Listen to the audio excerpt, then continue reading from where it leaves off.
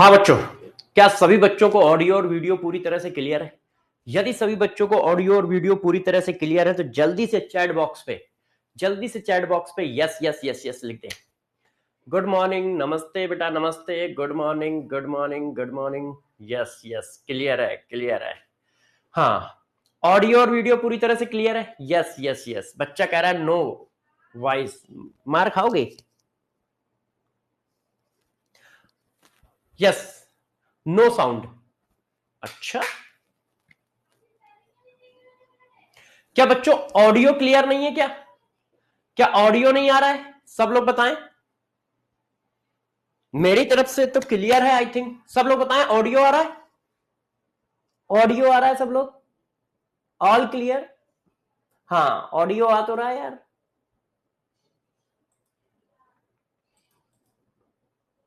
Yes yes yes. हाँ, audio आ तो रहा है यार बच्चों। सब क्लियर है? Yes yes, very good, very good. ठीक है, क्लियर है, क्लियर है। हाँ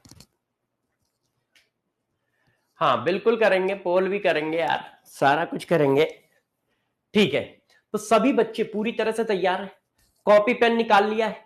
तो देखो, केमिस्ट्री की कॉपी पकड़ लो, पेन रख लो, पानी की बोतल रख लो और मेज और कुर्सी पे जम जाओ, क्योंकि अब अगले जो 1 घंटे 45 मिनट हैं वहां पर हम लोग जम के पढ़ाई करने वाले हैं। जम के पढ़ाई करने वाले हैं यार। No voice. आरती बेटा, आवाज तो आ रही है, ऑडियो मेरी तरफ से तो क्लियर है। यदि सभी बच्चों को आवाज बिल्कुल साफ साफ सुनाई दे रही है, ऑडियो और वीडियो बिल्कुल क्लियर है, तो जल्दी से यस यस यस लिखें। कुछ बच्चे नो वॉइस लिख रहे हैं, एक दो बच्चे। तो चेक करो यार, कहीं आपके मोबाइल में, डेस्कटॉप में या स्क्रीन में कोई दिक्कत तो नहीं है, क्योंकि मेरी तरफ से सब कुछ परफेक्ट जा रहा है। मेरी तरफ से सब कुछ परफेक्ट जा रहा है। हाँ हाँ, एक बार आप रिफ्रेश कर लो। जिन बच्चों को ऑडियो क्लियर नहीं आ रहा है या वीडियो क्लियर नहीं आ रहा है, वो एक बार स्क्रीन को रिफ्रेश कर रहे हैं। यस, हाँ, या फिर रीज्वाइन करें, या फिर वो बच्चे रीज्वाइन कर लें, या फिर वो क्या करें, स्क्रीन को रिफ्रेश कर लें यदि उनको ऑडियो वीडियो क्लियर नहीं है। हम्म,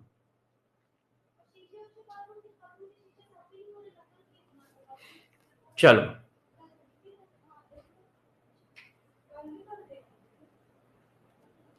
हाँ, तो चलो बच्चों, अब क्लास को स्टार्ट करते हैं। तो जैसा मैंने आपको समझाया था कि पढ़ाते समय हम लोगों को क्या क्या बातें करनी है, कैसे करनी है, तो वही बात आज भी हम लोग करेंगे और उसी तरह से करेंगे। मैंने कहा था कि जब नेक्स्ट क्लास स्टार्ट होगी, लेक्चर नंबर 2 स्टार्ट होगा, तो सबसे पहले आपको एक टेस्ट देना पड़ेगा जिसको हम क्लास टेस्ट कहते हैं। क्लास टेस्ट में हम क्या देते हैं? क्यूएसडी देते हैं। 2 क्वेश्चन, ओनली 2 क्वेश्चन, और ये आपको तुरंत के तुरंत करने होते हैं। इसके बाद पढ़ाई करते हैं, और ये क्वेश्चन कहां से होंगे? लास्ट लेक्चर से रिलेटेड होंगे, जो लास्ट लेक्चर हम लोगों ने पढ़ाया है। हाँ बेटा, सीएसडी एक अलग कॉपी पे लिखना है, या उसी कॉपी पे लिख लो एक जगह पे, या फिर बॉक्स बना के लिखते जाओ, उसी कॉपी पे बॉक्स बना के लिखते जाओ, और जब रिवीजन की बारी आए तो उसी को रिवाइज करिएगा। जब रिवीजन की बारी आए तो उसी को रिवाइज करिएगा। क्लियर है ये बात? सब लोग तैयार हो टेस्ट के लिए, क्यूएसडी के लिए? हाँ, एक बच्चा पूछा सर आप कहां से हो? बेटा मैं यूपी में पाया जाता हूं, यूपी के कानपुर जिले में रहता था, है ना, रहता हूं भी। कानपुर जानते हो ना, वहीं पे। ठीक है, चलो अब पर्सनल बातें कर लेंगे किसी दिन, अभी पढ़ाई पे आ जाओ, अभी पढ़ाई पे आ जाओ। हाँ, कल का डाउट किसी को है? चलो अच्छा, पहले टेस्ट ले लेते हैं, फिर कल के डाउट पे आते हैं। तैयार हो?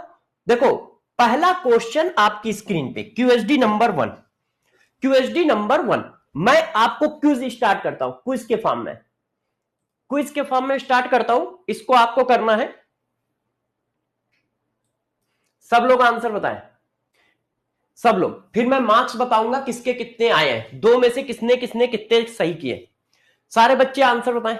तो इसके फॉर्म में देखो ऑप्शन आ गए आपके पास, ऑप्शन आ गए आपके पास, ऑप्शन आ गए, बताइए। यस, मैं अपना आंसर चेंज कर सकता हूं क्या, क्योंकि मैंने आंसर गलत लगाया है। इसमें शायद मैं अपना आंसर नहीं चेंज कर सकता। ओके, यस यस, हाँ बच्चों, देखो बच्चों, इस क्वेश्चन का आंसर क्या है, हमसे पूछा जा रहा है नॉन मैटर सेलेक्ट करो। जो आपके सामने आंसर लिख के आ रहा है वो ध्यान रखना गलत आ रहा है। मैंने क्वेश्चन देखा नहीं, बनाया मैंने ही, सुबह सुबह क्वेश्चन मैंने ही बनाया है, बस मैंने ध्यान नहीं दिया। तो देखो जरा, वो नॉन मैटर कह रहा है, एयर। एयर में क्या होता है, मास होता है और साथ साथ में वॉल्यूम भी ऑक्युपाई करता है, तो ये क्या है, मैटर। जिसके पास मास होगा, जो वॉल्यूम ऑक्युपाई करेगा, वो क्या होगा, मैटर। तो एयर तो मैटर है, मगर हेट, अब कोई मेरे से कितनी ज्यादा घृणा करता है, हेट करता है, ये क्या वजन होता है, इसमें वजन होता है। ओ मैं भाई तुमसे ना 3 किलो हेट करता हूं, ओ मैं तुमसे 10 किलो हेट करता हूं, उसमें क्या वजन होता है, क्या वो स्पेस लेता है। यार मैं तुम्हें कमरे के बराबर हेट करता हूं, जितना कमरे में हेट आएगा उतना हेट करता हूं, तो ये तो क्या है, नॉन मैटर। अच्छा, अब इधर आ जाओ, स्पीड। स्पीड भी क्या है, नॉन मैटर। क्या कभी तुमने कहा कि मेरी बाइक 3 किलोमीटर पर घंटे की स्पीड से जा रही है, मगर क्या तुमने कहा यार इस स्पीड में 2 किलो का वजन है, ये स्पीड जो है, ये स्पीड जो है पूरे कमरे के बराबर है, पूरे बॉक्स के बराबर है, ऐसा कुछ कहा गया नहीं। तो ये भी क्या है, नॉन मैटर। तो आंसर क्या होगा, डी। आंसर क्या होगा, D, remove reader board game. Okay, अब अगला क्वेश्चन करें। सर लीडर बोर्ड हटा दो, क्या हटाया नहीं है क्या मैंने, अच्छा ओके, ओ नो,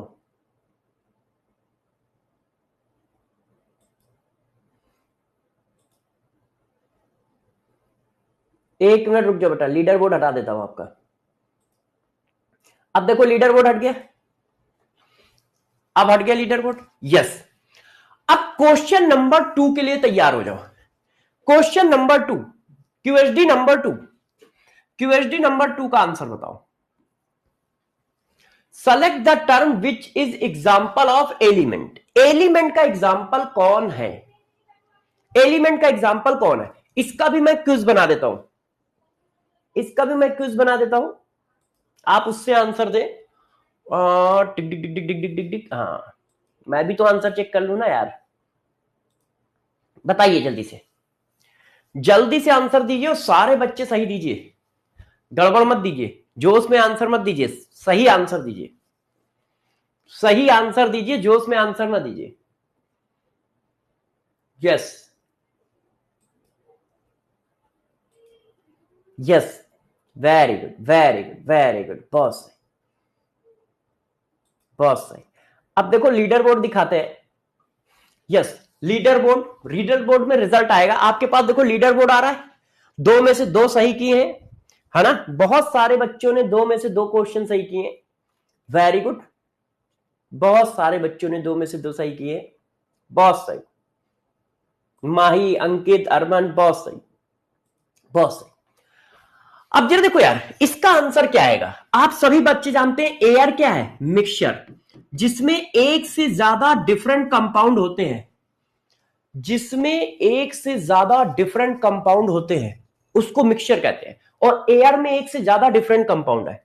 वाटर क्या है, वाटर कंपाउंड है, क्यों, वाटर में एक ही तरह के मॉलिक्यूल का कलेक्शन है, एक ही तरह के मॉलिक्यूल का कलेक्शन है, मगर वो मॉलिक्यूल डिफरेंट एटम से मिलकर बना है, इसलिए कंपाउंड है, इसलिए वो कंपाउंड है ना।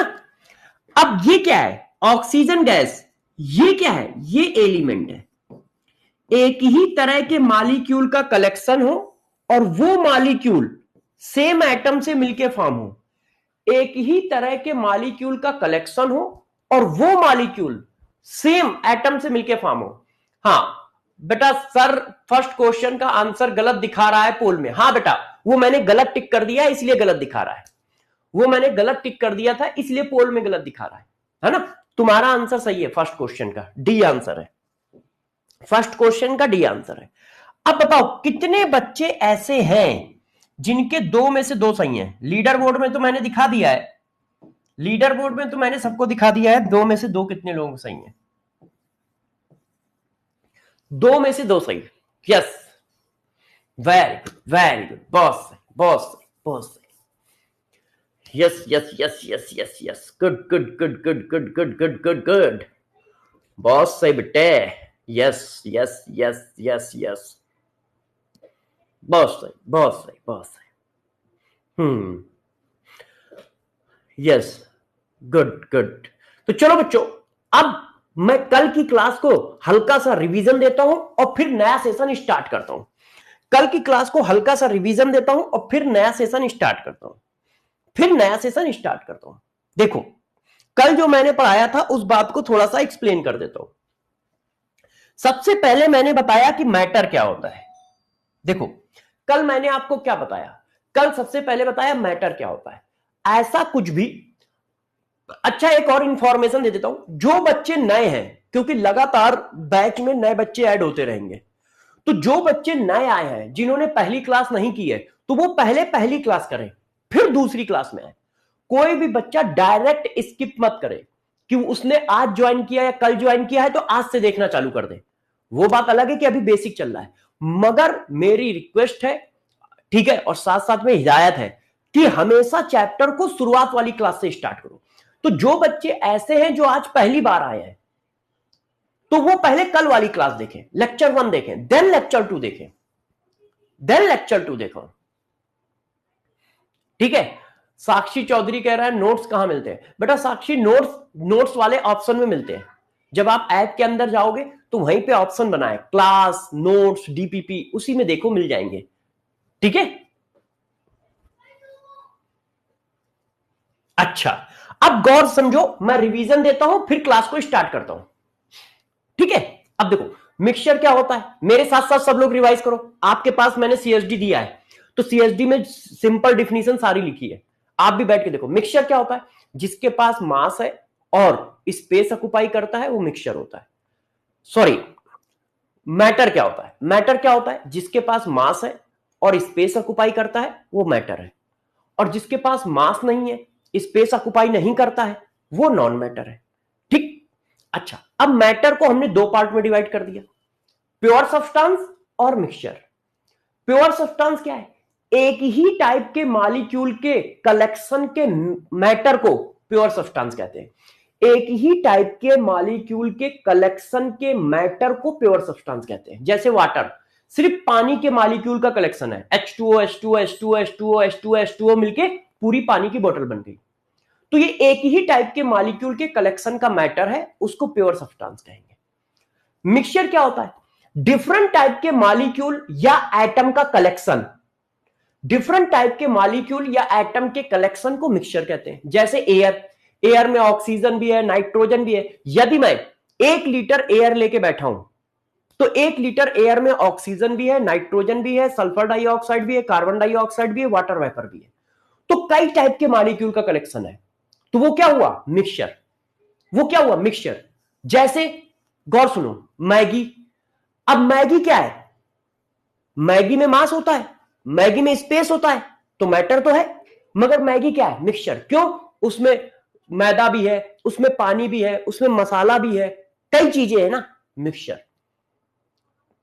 कई चीजें हैं मिक्सचर। चाय, घर में चाय पीते हो तो चाय में क्या है? दूध भी पड़ा हुआ है, पानी भी पड़ा हुआ है, चाय पत्ती भी पड़ी हुई है, शक्कर भी पड़ी हुई है, अदरक भी पड़ी हुई है, तो ये क्या है? मिक्सचर। एक ही टाइप के मॉलिक्यूल से बना हुआ मैटर प्योर सब्सटेंस है, डिफरेंट टाइप के मॉलिक्यूल से बना हुआ मैटर मिक्सचर है। क्लियर? ये मैंने पढ़ा दिया था। प्योर सब्सटेंस फिर एलिमेंट और कंपाउंड में डिवाइड हो जाता है। यदि एक ही टाइप के मॉलिक्यूल के कलेक्शन का मॉलिक्यूल, फिर समझो, एक ही टाइप के मॉलिक्यूल के कलेक्शन का मॉलिक्यूल सेम एटम से फॉर्म है तो एलिमेंट, और डिफरेंट एटम से फॉर्म है तो कंपाउंड। जैसे वाटर, वाटर एक ही टाइप के मॉलिक्यूल का कलेक्शन है, इसलिए प्योर सब्सटेंस है। मगर उस कलेक्शन का जो मॉलिक्यूल है वो कौन है? वाटर। वो कौन है? वाटर। इसी को कहते हैं क्या? इंटिटीज। अब वाटर जो है वो जरा बताओ किससे मिलके बना है? हाइड्रोजन और ऑक्सीजन के। तो दो डिफरेंट टाइप के एटम से मिलके बना है ना, तो कंपाउंड। एक ही टाइप के मॉलिक्यूल के कलेक्शन को प्योर सब्सटेंस कहते हैं। मगर यदि वो मॉलिक्यूल डिफरेंट एटम से मिलके बना है तो कंपाउंड, सेम एटम से मिलके बना है तो एलिमेंट। जैसे हाइड्रोजन गैस। अब सपोज करो पूरे कमरे में हाइड्रोजन गैस फिल है, तो हाइड्रोजन गैस एक ही टाइप के मॉलिक्यूल का कलेक्शन है, तो ये प्योर सब्सटेंस है। अब प्योर सब्सटेंस में दो कैटेगरी हैं, एलिमेंट और कंपाउंड। तो वो एलिमेंट है या कंपाउंड? तो हाइड्रोजन गैस किससे मिलके बनी है? सेम एटम से मिलके बनी है, तो एलिमेंट है। हाइड्रोजन गैस किससे मिलके बनी है? सेम एटम से मिलके बनी है, तो एलिमेंट है। सर स्टूडेंट मैसेज, सर की माइक का वॉल्यूम लो है। बेटा मेरा वॉल्यूम फास्ट बिल्कुल है, अच्छा है। अब मुझे ये नहीं समझ में आ रहा है ऐसा क्यों कह रहे हो आप लोग। लैक है, लैक है, लैक है, ऑल क्लियर। हाँ, यदि आपने न्यूट्रॉन बैच में या किसी बैच में नोट्स बना रखे मेरे, तो उसी में बेटा अपडेट कर लो, अलग से करने की जरूरत नहीं है, उसी में अपडेट कर लो आप, है ना, उसी में अपडेट कर लो, उसी में अपडेट कर लो। अब सही है ऑडियो? तो देखो यहां तक की बातें मैंने पढ़ा दी थी। अब मुझे पढ़ाना था मिक्सचर का क्लासिफिकेशन, कि मिक्सचर का क्लासिफिकेशन क्या है। मिक्सचर का क्लासिफिकेशन नहीं पढ़ाया था। यहां सब तब ठीक है, यहां तक सारी बातें सही हैं, कोई दिक्कत तो नहीं है। कल मैंने यहां तक बताया था, कल मैंने यहां तक बताया था। कोई ऐसा बच्चा जिसको कोई दिक्कत हो, जल्दी से बताए, जल्दी से बताओ, कोई ऐसा बच्चा जिसको कोई दिक्कत हो।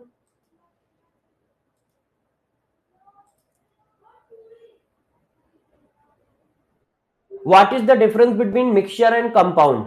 ब्लूटूथ कनेक्ट, अरे ये सब ठीक है। अच्छा, मिक्सचर और कंपाउंड में डिफरेंस बता देता हूं, है ना, बच्चे पूछ रहे हैं। हाँ देखो बच्चों, मिक्सचर और कंपाउंड में बच्चा डिफरेंस पूछ रहा है, तो जरा बताओ, सबसे पहले मेरे को बताना मिक्सचर और कंपाउंड में क्या डिफरेंस है। ये क्या है? Pure substance. ये क्या होता है? एक ही टाइप के मॉलिक्यूल का कलेक्शन, एक ही टाइप के मॉलिक्यूल का कलेक्शन। वन,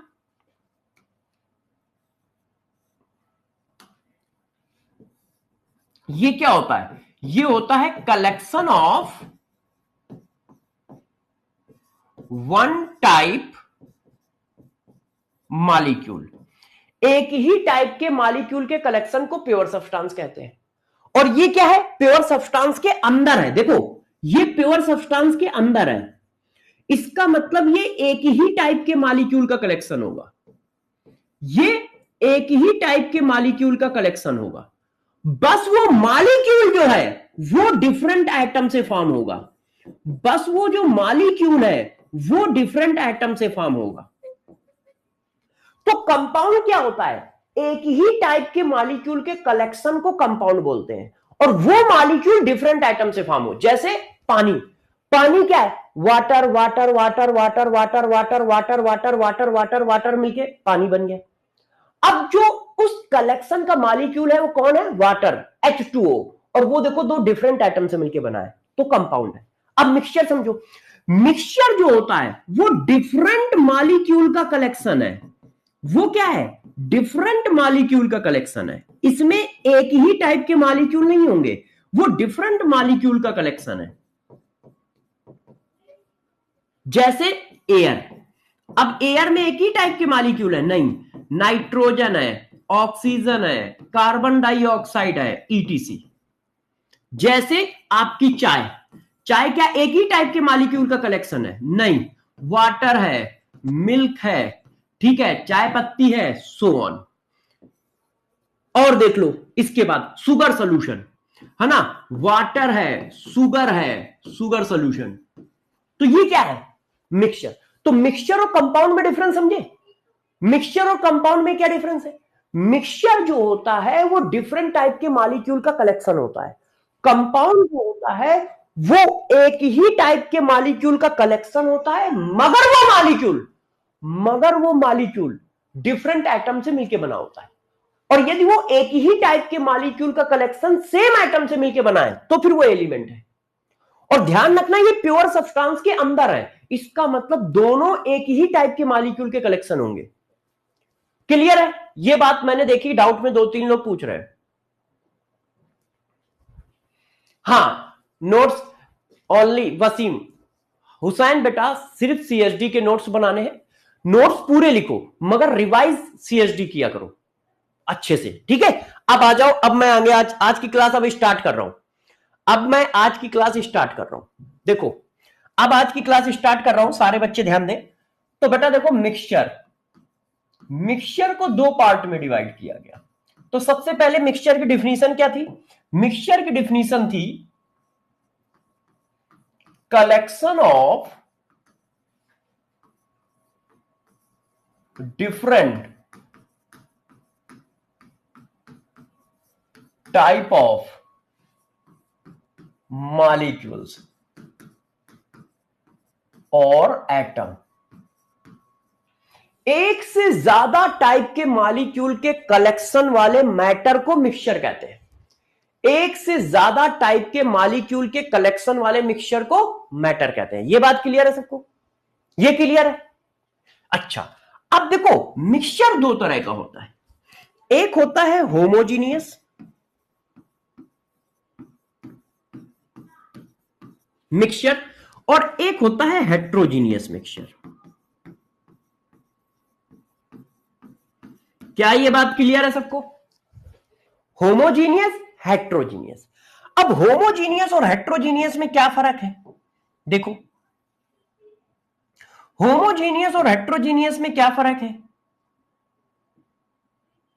देखो, दोनों में क्या फर्क है? होमोजीनियस जो होता है वो क्या होता है? देखो, सबसे पहली बात, ये मिक्सचर के अंदर है तो इसका मतलब डिफरेंट टाइप के मॉलिक्यूल का कलेक्शन होंगे। ये मिक्सचर के अंदर है तो डिफरेंट टाइप के मॉलिक्यूल का कलेक्शन होंगे।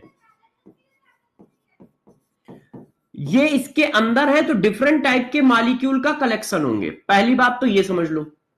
दूसरी बात, ये क्या होता है? यूनिफॉर्मली डिस्ट्रीब्यूटेड होता है। यूनिफॉर्मली डिस्ट्रीब्यूटेड होता है। यूनिफॉर्मली डिस्ट्रीब्यूटेड का मतलब एक जैसा दिखाई देता है इन होल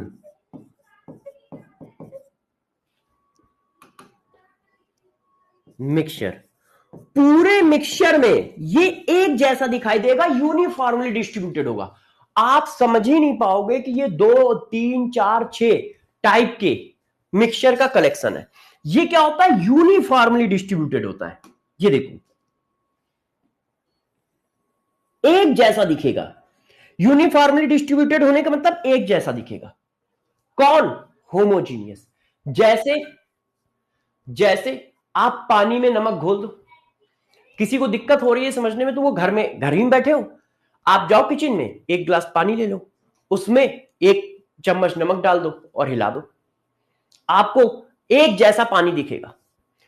आप घर में जाओ, एक गिलास पानी लो, एक चम्मच चीनी मिला दो और घुमा दो, एक जैसा दिखेगा, एक जैसा दिखेगा, है ना? यूनिफॉर्मली डिस्ट्रीब्यूटेड है। तो जब यूनिफॉर्मली डिस्ट्रीब्यूटेड है तो वो क्या है? होमोजीनियस सॉल्यूशन है। अब हेट्रोजीनियस क्या होता है? हेट्रोजीनियस क्या होता है जरा समझो। देखो, ये भी डिफरेंट टाइप के मॉलिक्यूल का कलेक्शन होगा। क्यों? क्योंकि मिक्सचर है ना, तो ये भी क्या होगा? डिफरेंट टाइप के मॉलिक्यूल का कलेक्शन होगा। क्यों? क्योंकि मिक्सचर है। पहली बात तो समझ गए कि ये जो कलेक्शन होगा ये डिफरेंट टाइप के मॉलिक्यूल का होगा क्योंकि मिक्सचर के अंदर है। अब ये देखो, ये होमोजीनियस और हेट्रोजीनियस में डिफरेंस क्या है? हेट्रोजीनियस यूनिफॉर्मली डिस्ट्रीब्यूटेड नहीं होता है, मतलब एक जैसा नहीं दिखता है। नॉट यूनिफॉर्मली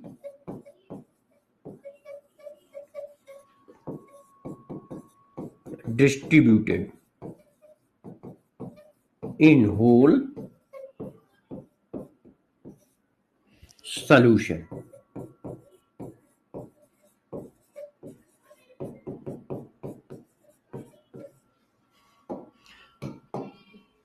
यूनिफॉर्मली डिस्ट्रीब्यूटेड नहीं होगा। जैसे ऑयल प्लस वाटर, आप घर में बैठे हो, आप आधा गिलास पानी लो और उसमें आधा गिलास ऑयल डाल दो, वो दोनों अलग अलग होंगे।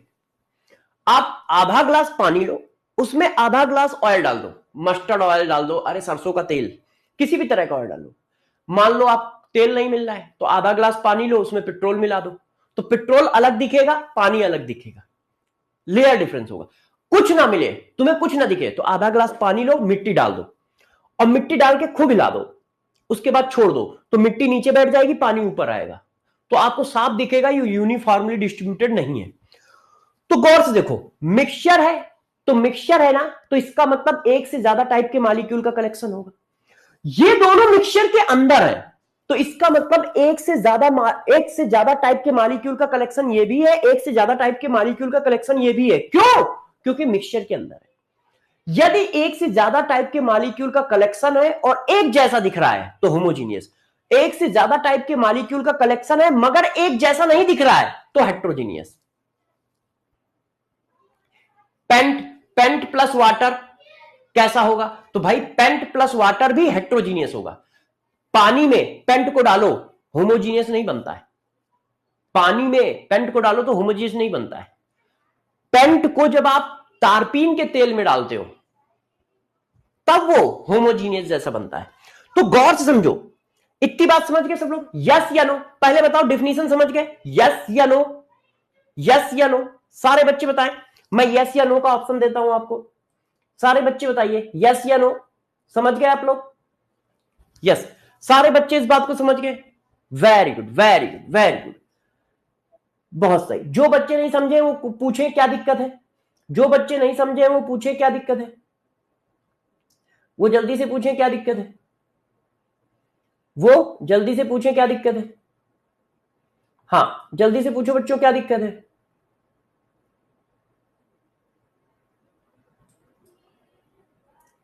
हाँ, तो जरा देखो बच्चों, आपको ये बात समझ में आई? अब देखो मैं पूरा का पूरा, हाँ, milk plus water heterogeneous mixture है, मिल्क प्लस वाटर हेट्रोजीनियस है। हाँ, अब जरा देखो बच्चों, अब मैं आपको पूरी समरी एक साथ देता हूं, गौर समझिएगा, फिर एग्जांपल देंगे।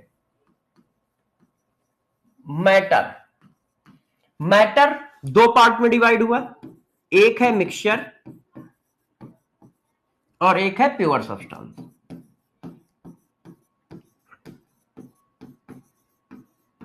ठीक, जिसके पास मास है, वॉल्यूम है, मिक्सचर है। ठीक है, यदि वो एक से ज्यादा टाइप के मॉलिक्यूल का मैटर है तो मिक्सचर बोला जाएगा। यदि वो एक ही टाइप के मॉलिक्यूल के कलेक्शन का मिक्सचर है, सॉरी, एक ही टाइप के मॉलिक्यूल के कलेक्शन का मैटर है तो प्योर सब्सटेंस बोला जाएगा। और यदि वो एक ही टाइप के मॉलिक्यूल का जो कलेक्शन है, उसका जो मॉलिक्यूल है वो सेम एटम से मिलकर बना है तो एलिमेंट बोला जाएगा।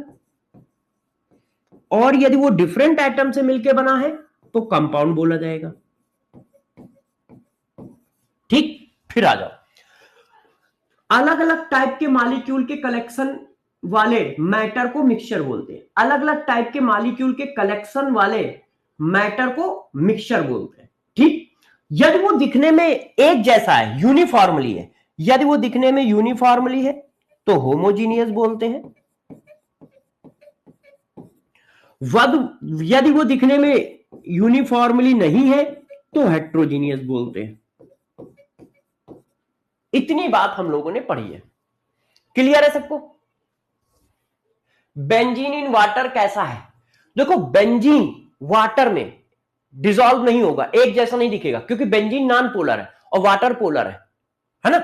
बेंजीन कैसा है? Non polar. वाटर कैसा है? पोलर। तो वो एक दूसरे में डिसॉल्व नहीं होंगे। C6H6 होता है बेंजीन और वाटर H2O पोलर होता है, तो वो एक दूसरे में डिसॉल्व नहीं होंगे, तो वो हेट्रोजीनियस जैसे होंगे, वो हेट्रोजीनियस जैसा होगा। अब बात आती है एग्जाम्पल की। अब तुम्हारा मन कर रहा है कि मैं एग्जाम्पल करूं, तो चलो सारे बच्चे इसको बताएं, सारे बच्चे मुझे बताएंगे यस या नो में। मैंने लिखा पेट्रोल प्लस वाटर, बताओ बच्चों किसका एग्जाम्पल है? होमो का? होमोजीनियस मिक्सचर या हेट्रोजीनियस मिक्सचर? आंसर दो।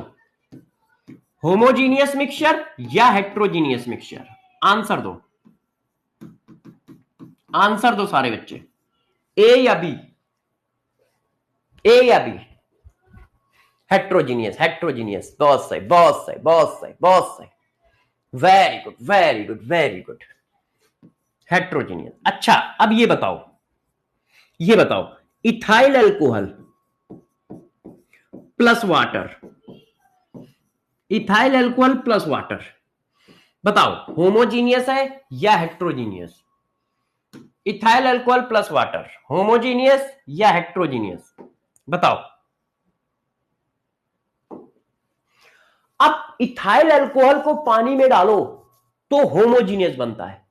आपने देखा होगा कि यदि पानी में आप शराब को डाल दो, वाइन, और उसको हिला दो, तो फिर वो एक जैसा रहता है। ऐसा नहीं होता है कि जो वाइन है वो ऊपर रहती है, पानी नीचे रहता है, या वाइन नीचे रहती है, पानी ऊपर रहता है। वो पूरा एक जैसा रहता है। पानी का कलर व्हाइट है या कलरलेस है, उसमें जब वाइन डाल दोगे तो कलर आ जाता है किसी ना किसी तरह का, हो सकता है ना भी आए, मगर वो यूनिफॉर्मली डिस्ट्रीब्यूटेड है। वो हमेशा एक जैसा रहता है, ऐसा नहीं रहता है कि अलग अलग हो जाता है। ये देखो, तो वो कैसा है?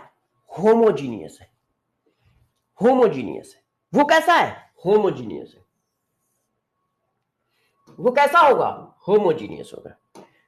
क्लियर? क्लियर? Yes, clear. बहुत सही, बहुत सही, बहुत सही, बहुत सही। Very good, very good, very good. अच्छा, अब बात को थोड़ा आगे बढ़ाते हैं। आपका मन कर रहा है एक मिक्सअप क्वेश्चन करेंगे, तो ये देखो मिक्सअप क्वेश्चन आपके हाथ में, इसको करो। ये देखो क्वेश्चन आपके हाथ में है, इसको करो। अच्छा, एक बच्चा पूछ रहा है वाटर और मिल्क हेट्रोजीनियस कैसे है? बिल्कुल बताते हैं बेटा, पहले आप इसको कर लो, इस क्वेश्चन को करो, फिर वाटर और मिल्क वाला एग्जांपल देते हैं। इसको करो। आपको मैचिंग करनी है। आपके पास क्या है? एलिमेंट है, कंपाउंड है, मिक्सचर है। तो जो सबसे इजी लगे। देखो, दो तरीके होते हैं, एक होता है सब्जेक्ट आना, और सब्जेक्ट आने के साथ साथ क्वेश्चन करना। तो क्वेश्चन करते समय यह देखा करो कि इजीली हम किसको सॉल्व कर सकते हैं। जैसे देखो, मिक्सचर है, मिक्सचर है। अब मिक्सचर क्या है? एक से ज्यादा मॉलिक्यूल का कलेक्शन है। अब एक से ज्यादा मॉलिक्यूल एयर में है, एक से ज्यादा मॉलिक्यूल एयर में होते हैं, एक से ज्यादा मॉलिक्यूल सुगर सॉल्यूशन में होंगे। सुगर सॉल्यूशन क्या है? Sugar plus water. पानी में एक ही टाइप का मॉलिक्यूल है, ऑक्सीजन में एक ही टाइप का मॉलिक्यूल है। इसका मतलब यह पहचानना सबसे इजी है। तो तुम ये देख लो, सी में पी और क्यू, आंसर कहां है? सी में पी और क्यू यहां है, यहां नहीं है, यहां है, यहां नहीं है। इसका मतलब या तो आंसर ए है या बी है। अब इसके बाद चेक करो, एलिमेंट क्या होता है? एक ही टाइप के मॉलिक्यूल के कलेक्शन को प्योर सब्सटेंस कहते हैं। और यदि वो कलेक्शन का जो मॉलिक्यूल है वो सेम एटम से मिलकर बना है तो एलिमेंट। एक ही टाइप के मॉलिक्यूल के कलेक्शन को प्योर सब्सटेंस कहते हैं। यदि वो मॉलिक्यूल सेम एटम से बना है तो एलिमेंट, और डिफरेंट एटम से बना है तो कंपाउंड। तो ए का क्या है? एस, और बी का क्या है? आर। ये देखो, ए का क्या है? एस, बी का क्या है? आर। क्या मेरी बात सारे बच्चों को समझ में आ रही है? क्या सारे बच्चों को एक बात समझ में आ रही है? यस। अब देखो, यहां पर एक एग्जांपल ये है, मिल्क।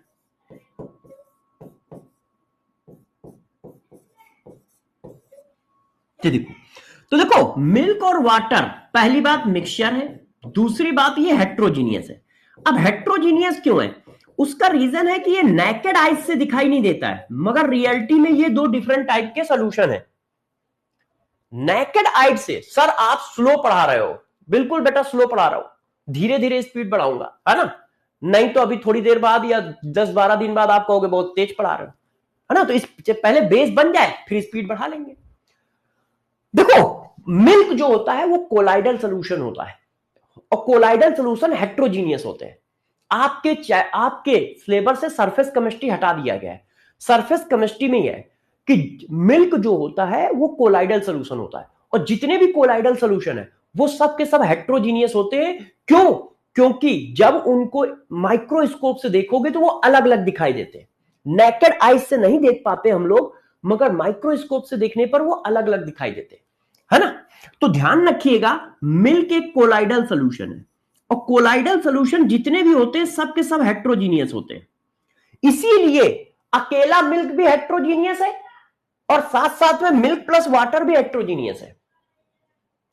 ठीक है, अकेला मिल्क भी हेट्रोजीनियस है, मिल्क प्लस वाटर भी हेट्रोजीनियस है, मिल्क प्लस वाटर भी हेट्रोजीनियस है। चलो अब आते हैं नई हेडिंग पे। नई हेडिंग, ये देखो क्या लिखा है, ये क्या लिखा है, पढ़ो। Effect of physical state. किसी भी चीज पर फिजिकल स्टेट का क्या इफेक्ट पड़ता है, किसी भी चीज पर फिजिकल स्टेट का क्या इफेक्ट पड़ता है। अब हम लोग ये डिस्कस करने जा रहे हैं कि कोई भी चीज होगी उस पर फिजिकल स्टेट का क्या इफेक्ट आएगा। तो सबसे पहले आप बताओ फिजिकल स्टेट कितनी होती है। सारे बच्चे कमेंट में ये बताएं फिजिकल स्टेट कितनी है। जर्नल फिजिकल स्टेट, तो जर्नली कितनी है, मेनली कितनी है, 3।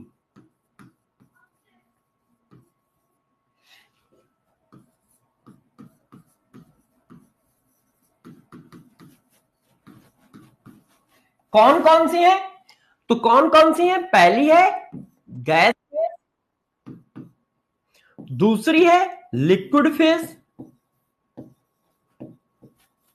तीसरी है सॉलिड फेज। यहां पर हमको प्लाज्मा फेज नहीं पढ़ना है कि प्लाज्मा फेज पढ़ना है या कोई और फेज पढ़ना है, हमें सिर्फ लिक्विड, सॉलिड और गैस के बारे में पढ़ना है। तो गौर से देखिए, जनरली जो हमें पढ़नी है वो 3 है। हमें जो पढ़नी है वो कौन सी है, 3 है। एक है लिक्विड, एक है सॉलिड, और एक है हमारा गैस। अब क्या है कि ये तीनों फेज अलग अलग टाइप के होते हैं। तो कौन सी प्रॉपर्टी है जो फेज चेंज करने पर चेंज होंगी, और कौन सी प्रॉपर्टी है जो फेज चेंज करने पर चेंज नहीं होंगी, ये पढ़ना है। क्लियर है, इतनी बात क्लियर है सबको। इतनी बात हेट्रोजीनियस है बेटा, cold drink, cold drink heterogeneous है। अच्छा, अब गौर से मेरी बात को सुनो सब लोग, इधर आओ, मेन टॉपिक पे आओ, जो अब इंपॉर्टेंट टॉपिक स्टार्ट हो रहा है। जरा देखो, मैंने क्या कहा, 3 तरह की हमारे पास फिजिकल स्टेट है। कौन कौन सी, गैस, लिक्विड और सॉलिड। गैस, लिक्विड और सॉलिड। अब गैस, लिक्विड और सॉलिड में क्या क्या डिफरेंस है, कौन सी प्रॉपर्टी जब फिजिकल स्टेट चेंज होगा तो चेंज होगी, कौन सी प्रॉपर्टी जब फिजिकल स्टेट चेंज नहीं होगा तो चेंज नहीं होगी। अब एक एक करके ये डिस्कस करना है। तो देखो बच्चों, effect of physical state. Effect of physical state में पहली प्रॉपर्टी है मास of substance. Mass of substance physical state पे डिपेंड करता है कि नहीं। अब गौर से मेरी बात को समझिएगा, यदि मैं 2 ग्राम, गौर से देखिएगा, 2 ग्राम पानी लिए हूं, 2 ग्राम पानी है तो वो लिक्विड स्टेट है। अब उस 2 ग्राम पानी को मैं वेपराइज करा दूं तो उसका मास 2 से कम हो जाएगा या ज्यादा हो जाएगा, बताओ। उसका मास 2 से कम हो जाएगा या ज्यादा हो जाएगा। तो मास के बारे में डाल्टन ने बताया था, neither be create nor be destroy, only convert one form of mass to other form of mass. हाँ, law of mass action. Law of mass action क्या कहता है, एक टाइप के मास को किसी दूसरे टाइप के मास में कन्वर्ट कर सकते हो, मगर मास को ना बना सकते हो ना बिगाड़ सकते हो। तो इसका मतलब क्या हुआ, मास फिजिकल स्टेट पर डिपेंड नहीं करता है। यदि 2 ग्राम लिक्विड वाटर है और उसकी मैं वेपर बना दूं तो भी वो 2 ही ग्राम रहेगा, और उसको मैं जमा दूं तो भी वो 2 ही ग्राम रहेगा। तो जो मास होता है, तो हमारा पॉइंट क्या है, हमारा पॉइंट क्या है बच्चों, mass of substance does not depend upon physical state. इसका मतलब किसी क्वेश्चन में यदि हम किसी चीज को लिक्विड से सॉलिड ले जाएं, सॉलिड से गैस ले जाएं या गैस से लिक्विड में आए तो उसके मास में कोई फर्क नहीं पड़ेगा, उसके मास में कोई फर्क नहीं पड़ेगा। इसका मतलब तुम कह रहे हो कि उस सब्सटेंस का गैस फेज में जो मास होगा वही उस सब्सटेंस का लिक्विड फेज में मास होगा, वही उस सब्सटेंस का सॉलिड फेज में मास होगा। क्यों? क्योंकि मास का फिजिकल स्टेट से कोई इफेक्ट नहीं है। क्लियर है ये बात? क्या ये बात क्लियर है सबको? क्या ये बात बच्चों क्लियर है? बताइए कि मास का फिजिकल स्टेट पे कोई इफेक्ट नहीं है। मतलब यदि मैं 2 ग्राम गैस को लिक्विड करूंगा तो उसका मास 2 ही ग्राम रहेगा, 2 ग्राम लिक्विड को सॉलिड करूंगा तो उसका मास 2 ही ग्राम रहेगा। इसका मतलब यदि मैं आपसे ये पूछूं कि भाई 2 ग्राम हमारे पास कार्बन डाइऑक्साइड गैस है, अब मैं इसको क्या कर रहा हूं? कंडेंस कर रहा हूं।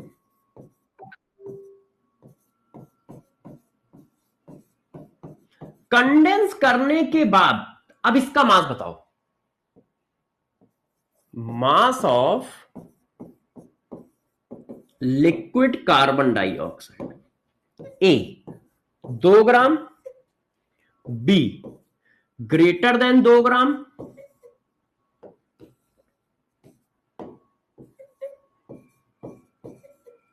सी less than 2 gram, D can not say. हम कुछ कह ही नहीं सकते, हमें नॉलेज कम है। कैन नॉट से हम लोग कुछ नहीं कह सकते। बताओ क्या होना चाहिए?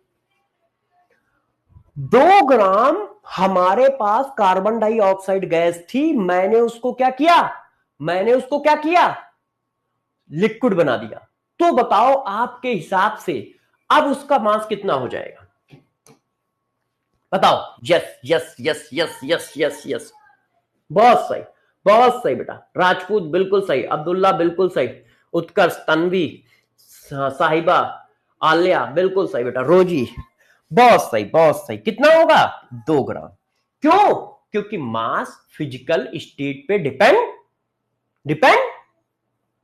नहीं करता है। गजब गजब बच्चों, गजब। अब तुम्हारा कहना होगा कि सर साथ साथ में सीएसडी भी देते जाओ, साथ साथ में सीएसडी भी देते जाओ, है ना? तो मैं साथ साथ में आपको सीएसडी भी लिखता जा रहा हूं, जैसे आपको पता रहे कि आपको रिवाइज क्या करना है।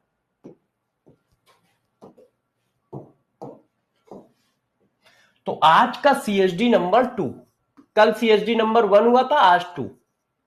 सीएसडी नंबर 2 का पहला statement, mass of substance does not depend upon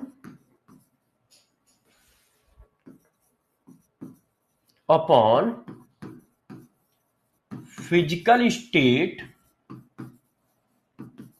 of matter. It means क्या हुआ? Mass of gas is equal to mass of liquid is equal to mass of solid. यदि आप सिर्फ उसका फिजिकल स्टेट चेंज कर रहे हो तो ये एक पॉइंट हो गया जो आपको ध्यान रखना है। क्लियर? सब बच्चों का क्लियर है? यस। अब तुम जिद कर रहे होगे कि सर एक क्वेश्चन और दीजिए, सर प्लीज एक क्वेश्चन और दीजिए। तो देखो ये एक क्वेश्चन है, सारे बच्चों को दिया जा रहा है, सभी बच्चों को मैं क्विज के फॉर्म में दे रहा हूं और इसका आंसर आप लोग बताएं। सारे बच्चे इसका आंसर बताएं। पढ़ लो। 12 gram sodium converted into,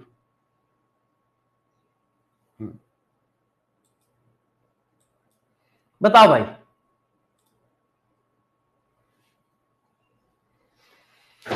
mass of substance physical state पे डिपेंड नहीं करता है, मास ऑफ सब्सटेंस फिजिकल स्टेट पे डिपेंड नहीं करता है। देखो आराम से क्वेश्चन किया करो। अब बताओ इस क्वेश्चन का आंसर भी 96% बच्चे सही दे रहे हैं। इसका मतलब बदमाश बच्चे कितने हैं? मतलब आपको मैं चिल्ला चिल्ला के बता चुका हूं कि मास ऑफ सब्सटेंस फिजिकल स्टेट पे डिपेंड नहीं करता। तो यदि 12 ग्राम सोडियम सॉलिड है, वेपर है, 12 ग्राम सोडियम सॉलिड वेपर है, और उसको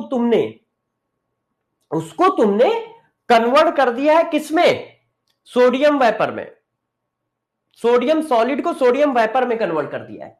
तो जब फिजिकल स्टेट चेंज हुई है, तो फिजिकल स्टेट चेंज होने से मास में कोई इफेक्ट पड़ेगा नहीं। तो 12 पहले था, तो अभी भी कितना होगा? 12 ही होगा ना। तो ये 2% बच्चे या 3% बच्चे कौन से हैं जो यार ए आंसर या बी डी आंसर या सी आंसर लिख रहे हैं? ऐसे कौन से बच्चे हैं? या तो वो तुक्का मार रहे हैं, या वो जल्दी जल्दी में कोई भी टिक कर दे रहे हैं। इस बात पे किसको कंफ्यूजन है बताइए? जिस बच्चे का डाउट हो वो लिखे कि सर मेरा ये डाउट था। भाई मेरा कहने का मतलब है कि यार जो बातें बार बार बोली जा रही हो सिंपल है, कम से कम उस पर तो गड़बड़ ना करो। टफ बात पे गड़बड़ करते हो तो मुझे समझ में आता है, मगर ये 96% क्यों है? मेरे हिसाब से तो यार 99% या 100% होना चाहिए। कि जब कहा गया है कि मास फिजिकल स्टेट पर डिपेंड नहीं करता है, तो साफ साफ वो क्या कर रहा है? सॉलिड से वेपर में जा रहा है। अब जब सॉलिड से वेपर में जा रहा है तो मास चेंज ही नहीं होगा, क्योंकि फिजिकल स्टेट पर डिपेंड नहीं करता है। क्लियर है कि नहीं? हाँ बेटा, तुम्हें सीएसडी के नोट्स बनाने हैं और उनको याद भी रखना है, अच्छे से रिवाइज भी करना है। क्लियर है सबको? सबको क्लियर है? अच्छा, अब दूसरा पॉइंट आ जाओ, नंबर ऑफ मॉलिक्यूल।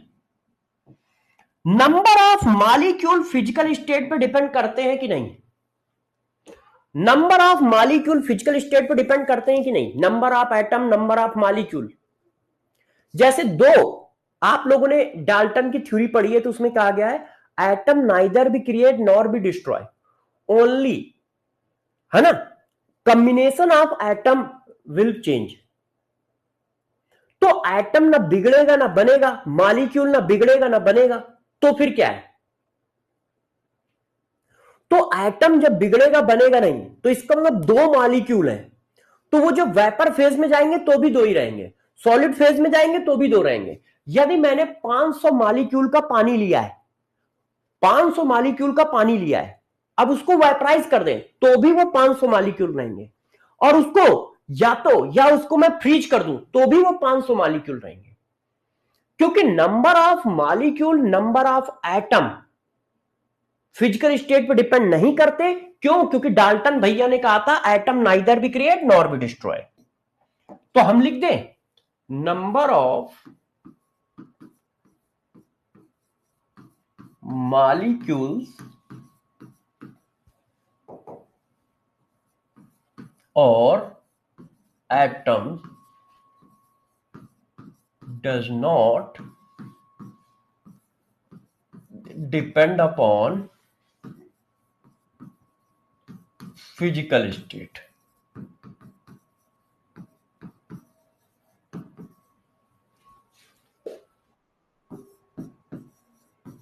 क्या ये बात सही है? बताओ, क्या ये बात सही है? सारे बच्चे बताएं। इसका मतलब क्या है? इसका मतलब जो हमारा मोल है वो गैस फेज में भी वही रहेगा, क्योंकि मोल एक नंबर है। वो लिक्विड फेज में भी वही रहेगा। क्यों? क्योंकि सिर्फ फिजिकल स्टेट चेंज कर रहे हो आप, कोई केमिकल रिएक्शन नहीं कर रहे हो आप, सिर्फ फिजिकल स्टेट चेंज कर रहे हो। ये देखो, तो किसी भी तरह का नंबर जो है वो फिजिकल स्टेट पे डिपेंड नहीं करेगा, वो फिजिकल स्टेट पे डिपेंड नहीं करेगा।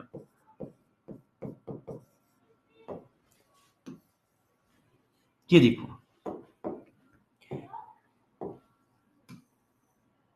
क्लियर है बच्चों? क्या ये पॉइंट क्लियर है सबको? अच्छा, मिक्सचर के बारे में बेटा लिख दूंगा CSD में, टेंशन न लो। क्या ये पॉइंट क्लियर है? यस। तो यदि क्लियर है तो इस पर एक क्वेश्चन मुझे बताओ।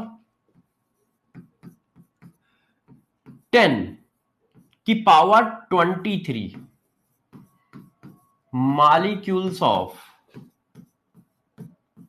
कार्बन डाइऑक्साइड गैस converted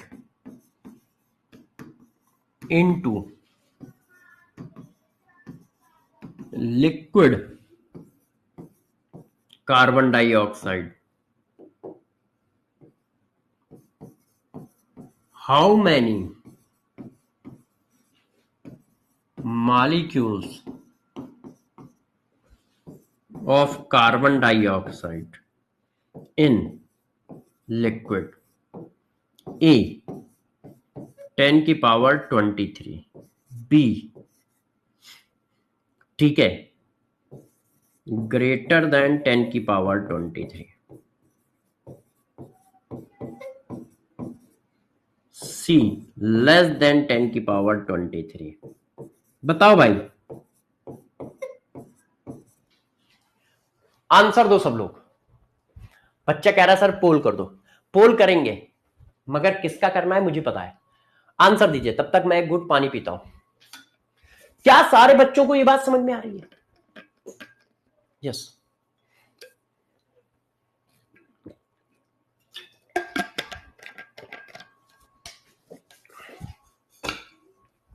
देखो यार बच्चों, हम लोगों को 720 में से 720 के लिए काम करना है, तो चीजों को समझना है, रिफ्लेक्ट करना है, हर बच्चे को आंसर देना है, चाहे सही हो या गलत। Yes, very good. तो देखो आपने किया क्या है, आपने गैस फेज से लिक्विड फेज में कन्वर्ट किया है। क्या कोई केमिकल रिएक्शन हुई? नहीं। क्या और कुछ हुआ? नहीं, सिर्फ फेज चेंज हुआ है।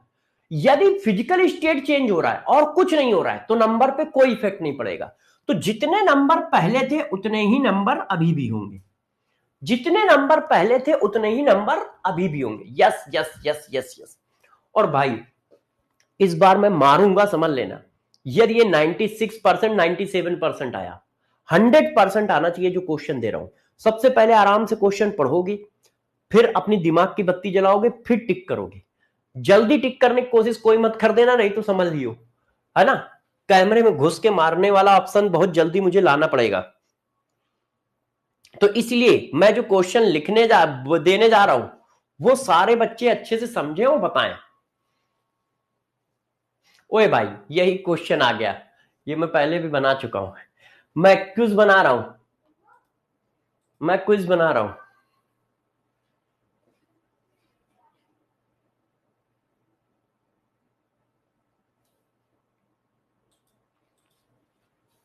मैं क्विज बना रहा हूं, पहले क्विज को सही कर दूं। यहां पे थोड़ा ऑप्शन में गलती है।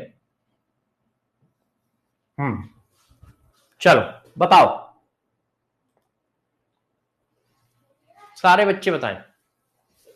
अब आंसर दीजिए, अब आंसर दो।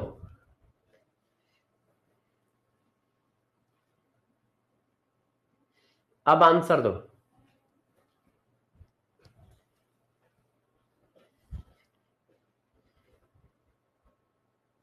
हे भाई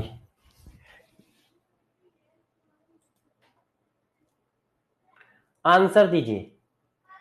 भाई मैं सही बताऊं, मुझे आना पड़ेगा मारने के लिए यार, ऐसे काम बन नहीं रहा है, ऐसे काम बन नहीं रहा है। बच्चे जो है जल्दी में गलत आंसर टिक कर रहे हैं। मैं कितनी बार बोल रहा हूं जल्दी मत करो। इस बार परसेंटेज 95.5 है। अरे निकम्मो, यहां कितने लिखे हैं? 100 molecule. 100 molecule of carbon dioxide present in a container if CO2 gas converted into liquid CO2. How many molecules of CO2 in liquid? Gas को लिक्विड किया गया है, तो जब गैस को लिक्विड किया गया है तो बताओ फिजिकल स्टेट चेंज हुई है, और कुछ हुआ है? नहीं। तो जब और कुछ नहीं हुआ है तो मॉलिक्यूल के नंबर सेम होंगे, और मॉलिक्यूल के नंबर सेम होंगे तो यहां 100 लिखे हैं तो 100 आंसर आएगा ना। ये कैसे आंसर आएगा? इसमें 3% बच्चों ने ये आंसर दे दिया है। 96 या 97% बच्चे ये दे रहे हैं। ये 3% कौन है जिन्होंने ए सी आंसर दिया? डी का तो मुझे समझ में आता है क्योंकि बी और डी आंसर सेम लिखे थे। सर पोल रॉन्ग है, रॉन्ग पोल हुआ है। अच्छा, रॉन्ग पोल की वजह से। चलो अब इस बार देखता हूं कि पूरे 100% आते हैं कि नहीं, और इस बार किसी ने गलती की तो भाई बहुत मारूंगा। आंसर देना है। देखो मैं क्वेश्चन बना रहा हूं, ठीक है? आप बताइएगा सब लोग आंसर, ठीक? देखिए अच्छे सुनिएगा। 7 इंटू 10 की power 21 atom of helium gas, ठीक है, at 300 kelvin temperature present in 10 liter container. और भाई 100% आना चाहिए, नहीं तो बहुत मारूंगा इस बार। Calculate number of helium atom in solid helium where if temperature decreases 300 Kelvin to minus 300 Kelvin. A 7 into 10 की power 21। B greater than 7 into 10 की पावर 21। अभी आप क्वेश्चन पढ़ो, मैं अभी क्यूज बनाऊंगा, तब आप क्यूज में आंसर टिक करिएगा, ठीक है? जब मैं क्विज बनाऊंगा तब आंसर टिक करिएगा।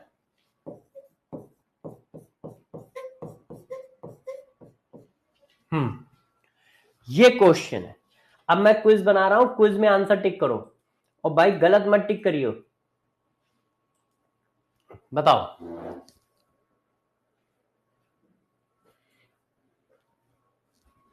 बताइए क्या आंसर आएगा? 7 into 10 की power 21 atom of helium gas at 300 kelvin temperature present in A 10 litre container. Calculate the number of helium atom in solid helium if temperature is decreases minus 300 to minus 300 Kelvin। बताओ।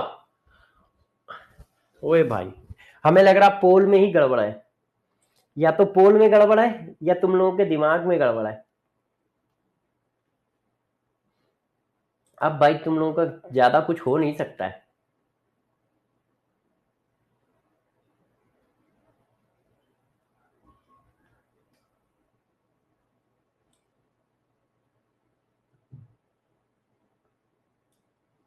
बताओ भाई। अब जो है ना, इसका percentage 92 हो गया है।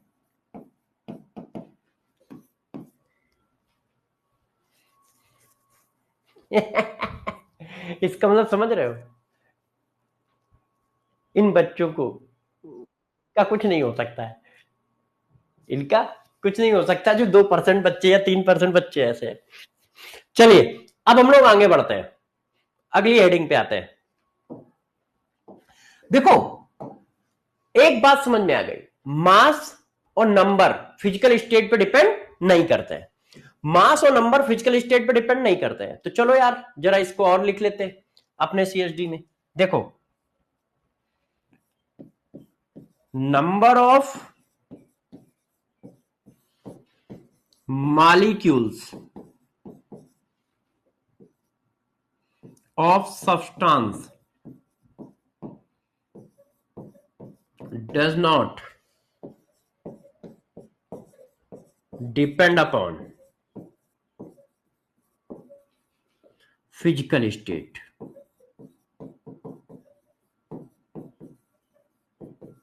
ऑफ मैटर, सिर्फ फिजिकल स्टेट चेंज हो रही है। इसका मतलब जितने मोल गैस के थे उतने ही मोल उसके सॉलिड फेज में होंगे, उतने ही मोल उसके लिक्विड फेज में होंगे, या उतने ही नंबर उसके सॉलिड फेज में होंगे। क्यों? क्योंकि आपने सिर्फ फिजिकल स्टेट चेंज किया है और कुछ चेंज नहीं किया है, सिर्फ फिजिकल स्टेट चेंज किया है। क्लियर? क्लियर। अब हम लोग आ जाते हैं इस पे,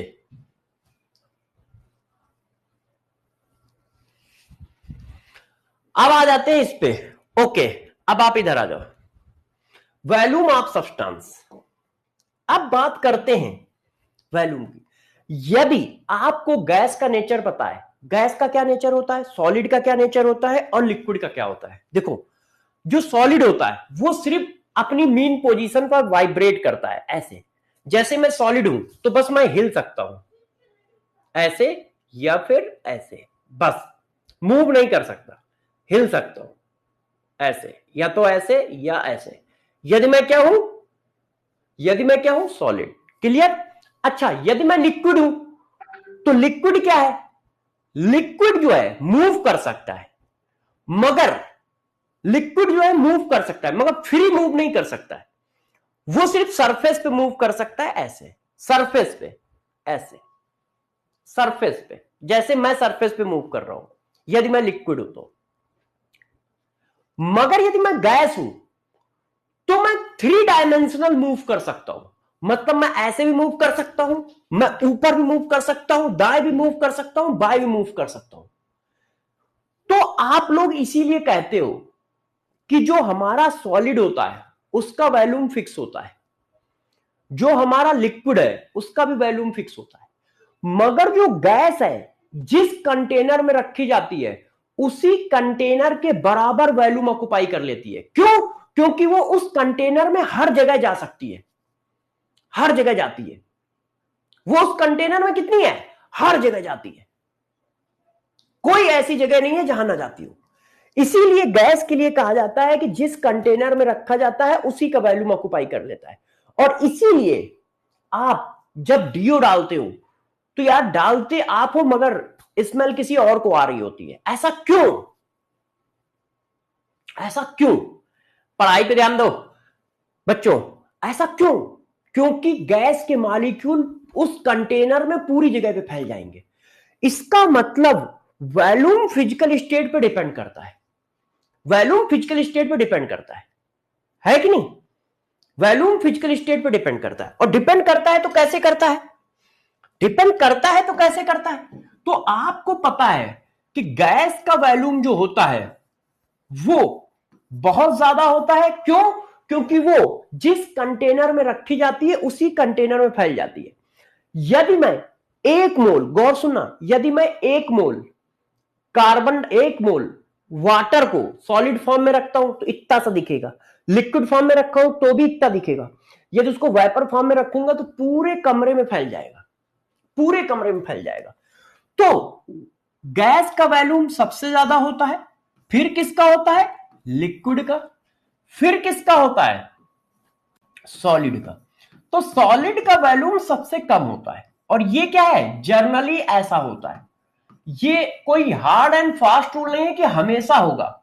जनरली ऐसा होता है कि जो गैस का वॉल्यूम होता है वो लिक्विड से ज्यादा, लिक्विड का जो वॉल्यूम होता है वो सॉलिड से ज्यादा, लिक्विड का जो वॉल्यूम होता है वो सॉलिड से ज्यादा, जनरली ऐसा होता है। तो इसका मतलब volume of substance depend upon, volume of substance depend upon physical state of matter। ये देखो, इस बात को जरा समझ गए, इस बात को समझ गए? Yes, very good very good. अब यहां पर एक टर्म यूज हुआ है जर्नली, इसका क्या मतलब है? ऑलवेज क्यों नहीं? तो यार कुछ ऐसे मॉलिक्यूल हैं जिनका सॉलिड में वॉल्यूम लिक्विड से ज्यादा होता है। कौन है अभी बताऊंगा, कौन है अभी बताऊंगा, ठीक है, नोट में, इसलिए ये जगह छोड़ रहा हूं मैं। पहले मैं इस पर अभी बता देता हूं कि ये कैसे काम करता है। इसका मतलब यदि मैं कहूं, गौर सुनिएगा, 10 ml वाटर है, 10 ml वाटर लिक्विड है,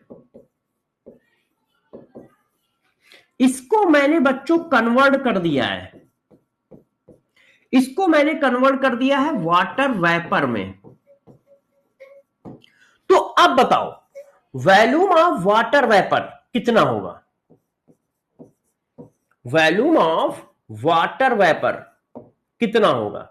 ग्रेटर देन 10 ml होगा पहला, या लेस देन 10 ml होगा? बताइए, volume of water vapour greater than 10 ml होगा या लेस देन 10 ml होगा? बोलिए। तो आप किस फेज में गए हो?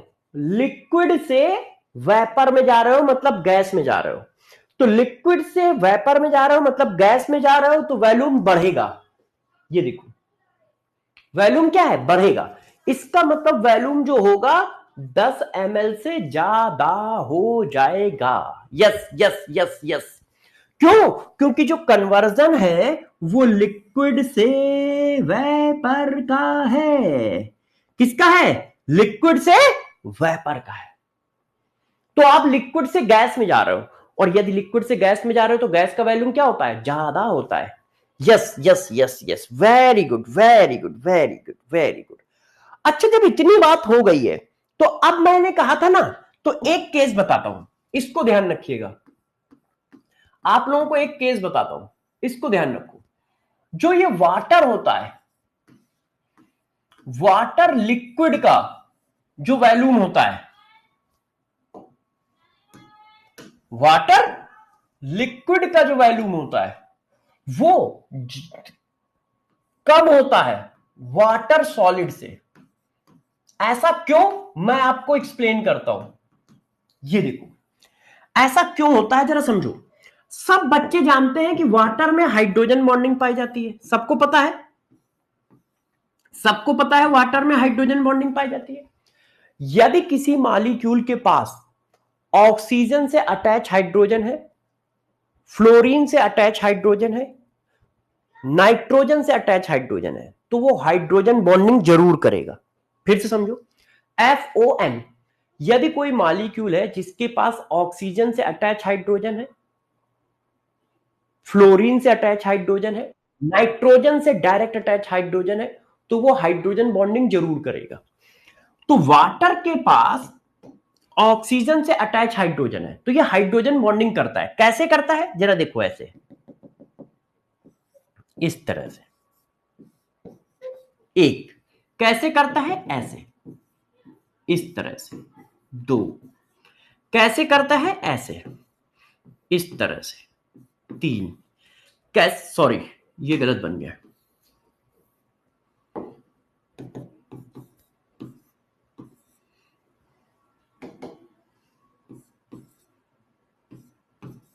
इस तरह से। कैसे करता है, इस तरह से। एक वाटर से 4 वाटर हाइड्रोजन बॉन्डिंग करते हैं। 1 2 3 4, इस तरह से। एक वाटर से 4 वाटर हाइड्रोजन बॉन्डिंग करते हैं, और करते कैसे हैं, इस तरह से। मगर ये कैसा है, ओपन लाइक स्ट्रक्चर है, मतलब किसी भी तरह की कोई कैविटी नहीं बनती है। नो कैविटी फॉर्म, किसी भी तरह की कोई कैविटी नहीं बनती। कैविटी का मतलब क्लोज स्ट्रक्चर, कैविटी का मतलब क्लोज स्ट्रक्चर, जो चारों तरफ से क्लोज हो। ऐसा कुछ नहीं होता है। जब वाटर कहां पे होता है, लिक्विड स्टेट में होता है, जब वाटर लिक्विड स्टेट में होता है ऐसे। मगर जब यही वाटर सॉलिड स्टेट में जाता है, जब यही वाटर सॉलिड स्टेट में जाता है, तो जरा देखो कैसे हो जाता है। सॉलिड स्टेट में वाटर इस तरह से हो जाता है, गौर से देखिएगा। सॉलिड स्टेट में वाटर कुछ इस तरह से हो जाता है, ध्यान दीजिए।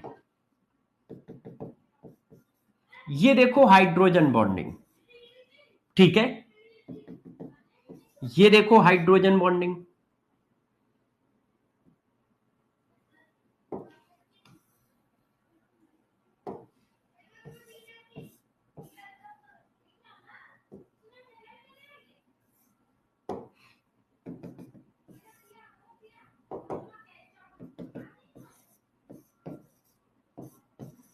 अब ये देखो बच्चों इस तरह से।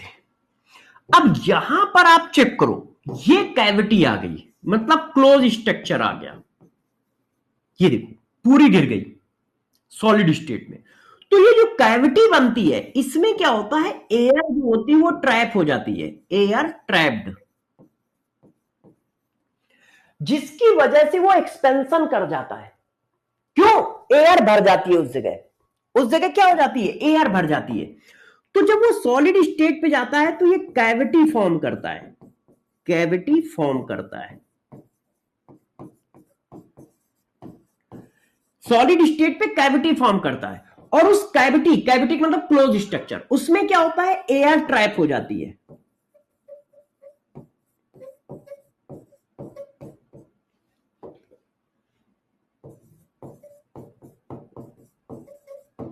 और एयर ट्रैप हो गई तो यार एयर क्या है, मैटर है, तो वो अपना वॉल्यूम लेगी। एयर क्या है, मैटर है। तो अभी सिर्फ वॉल्यूम किसका था, लिक्विड का। अब क्या हो गया, एयर प्लस लिक्विड का वॉल्यूम हो गया, एयर प्लस लिक्विड का वॉल्यूम हो गया, तो वॉल्यूम बढ़ गया, वॉल्यूम बढ़ गया। इसी वजह से आप देखो, आप पानी की ट्रे लगाते हो फ्रिज में, तो पानी की जब ट्रे लगाई जाती है तो पानी बिल्कुल लेवल पे रहता है, मगर जब बर्फ बन के निकलती है, आइस बन के निकलती है, तो वो उससे थोड़ी ऊपर उठी हुई होती है, थोड़ी ऊपर उठी हुई होती है। ऐसा क्यों, ऐसा इसीलिए कि पहले ये सिचुएशन थी, अब ये सिचुएशन आ गई है। तो इसी वजह से आप पानी की ट्रे जो लगाओगे फ्रिज में, उसमें पानी थोड़ा कम रखा करो, नहीं तो जो बर्फ बन के आएगी, आइस बन के आएगी, वो थोड़ी और ऊपर उठी हुई आएगी। जो भी पानी का लेवल लोगे उससे थोड़ा सा ऊपर उठा हुआ आएगा जब आइस बनेगा, जब आइस बनेगा। तो क्या ये बात समझ गए कि ये जो मैंने टर्म लिखा है ये जर्नली है, 2-3 केसों में ऐसा नहीं होता है कि इन दोनों के बीच में वेरिएशन होता है। उनमें से सबसे इंपॉर्टेंट केस ये वाला है, उनमें से सबसे इंपॉर्टेंट केस वाटर का है। क्लियर है सबको? ऐसा क्यों होता है, क्योंकि लिक्विड वाटर में किसी भी तरह का क्लोज स्ट्रक्चर नहीं बनता, कैविटी नहीं बनती है। मगर सॉलिड में क्या होता है, जब वाटर सॉलिड फॉर्म में जाता है तो कैविटी बन जाती है जिसमें एयर ट्रैप हो जाती है। तो यहां पर क्या था, सिर्फ लिक्विड का वॉल्यूम था। अब यहां पर क्या है, लिक्विड प्लस एयर का वॉल्यूम है। तो भाई लिक्विड प्लस एयर का वॉल्यूम है तो आप सभी बच्चे जानते हैं कि जगह ज्यादा घेरेगा। क्यों, क्योंकि अब एयर भी है, भाई ज्यादा जगह घेरेगा, क्योंकि दोनों मैटर है। आपने अभी मैटर की डेफिनेशन बताई है कि मैटर वॉल्यूम ऑक्युपाई करता है। तो अभी तक वाटर था, अब वाटर के साथ एयर भी वॉल्यूम ऑक्युपाई करेगा। तो जब दो चीजें वॉल्यूम ऑक्युपाई करेंगी तो ज्यादा हो जाएगा, तो क्या होगा, सॉलिड में वॉल्यूम ज्यादा हो जाएगा। यहां पर क्या है, सिर्फ लिक्विड वॉल्यूम ऑक्युपाई कर रहा है, एयर कोई ट्रैप थोड़ी हो रही है, वो स्किप हो जा रही है। यहां पर एयर ट्रैप हो जा रही है, पकड़ ली जा रही है। क्लियर है ये बात? यस, बात क्लियर है। तो इसी वजह से ऐसा कहा जाता है, इसी वजह से ऐसा कहा जाता है। अब आपका मन कर रहा है कि सर मैं क्वेश्चन करूंगा, तो ये लो इस क्वेश्चन का जवाब दो। आपका मन कर रहा है कि सर मैं क्वेश्चन करूंगा, तो सारे बच्चे इस क्वेश्चन का जवाब दें। मैं आपके लिए क्विज बना देता हूं, मैं आपके लिए क्विज बना देता हूं। मैं भी पढ़ लूं जरा। 9 gram water liquid occupy 500 ml volume if whole water converted into gas phase, select the correct statement। अच्छा, किस पे जा रहे हैं? लिक्विड से गैस में जा रहे हैं। Volume of water equal to इतना, volume of water in gas phase is greater than इतना। अच्छा, volume of water is less than इतना। ओके, बताओ भाई, सारे बच्चे आंसर बताएं। हम लिक्विड से गैस में जा रहे हैं और वॉल्यूम के बारे में इंफॉर्मेशन पूछ रहे हैं। लिक्विड से गैस में जा रहे हैं, बताइए। यस, बताओ।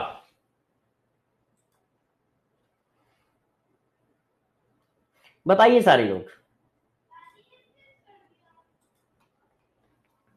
भाई, मैं डिप्रेशन में आऊं इससे अच्छा है कि मैं क्विज ना कराऊं, है ना। डिप्रेशन में बच्चे ही नहीं आते, टीचर भी आ जाते हैं, है ना। तो इसलिए मैं अब क्विज नहीं कराऊंगा, यहीं पे डायरेक्ट क्वेश्चन पूछूंगा। नहीं तो जो 2-4 दिन में मैं ना डिप्रेशन में आ जाऊंगा, अपने कपड़े अपने फाड़ लूंगा, बाल नोच लूंगा, ठीक है ना। तो मैं अब डिप्रेशन में नहीं आना चाहता, तो मैं अब क्विज नहीं कराऊंगा, क्योंकि उसमें दिखाता है परसेंटेज, उसमें दिखाता है परसेंटेज, और परसेंटेज दिखाता है तो डिप्रेशन में चला जाऊंगा, ठीक है ना। पता चला कपड़े अपने फाड़ लिए, तो इसलिए इधर ही देखते हैं। अब मुन्ना, जरा तुम इधर देखो, नहीं तो भाई मेरा पारा जो है ना गर्म हो जाएगा।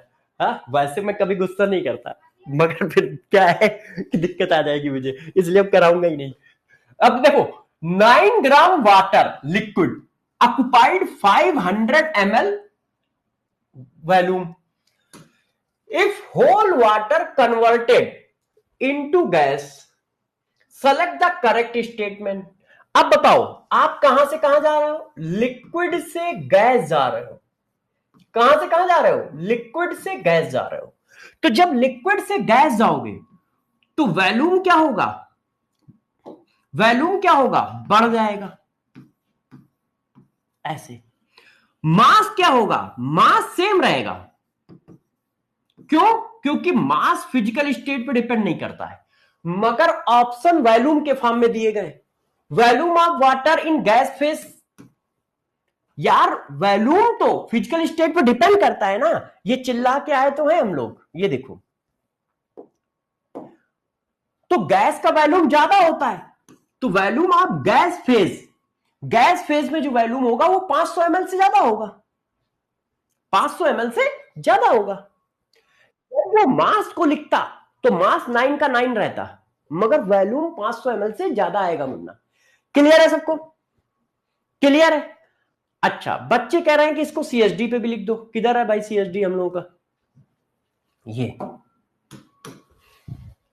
अब सीएसडी पे लिख देते हैं इस बात को।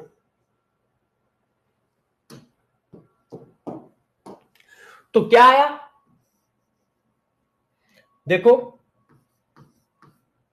Volume of substance depend upon, आप लोग बताते जाओ, वही लिखूंगा, बोल के बताओ सब लोग। Volume of substance depend upon, बोलो बोलो, physical state of, physical state of, अरे भाई बोलो ना, मैटर।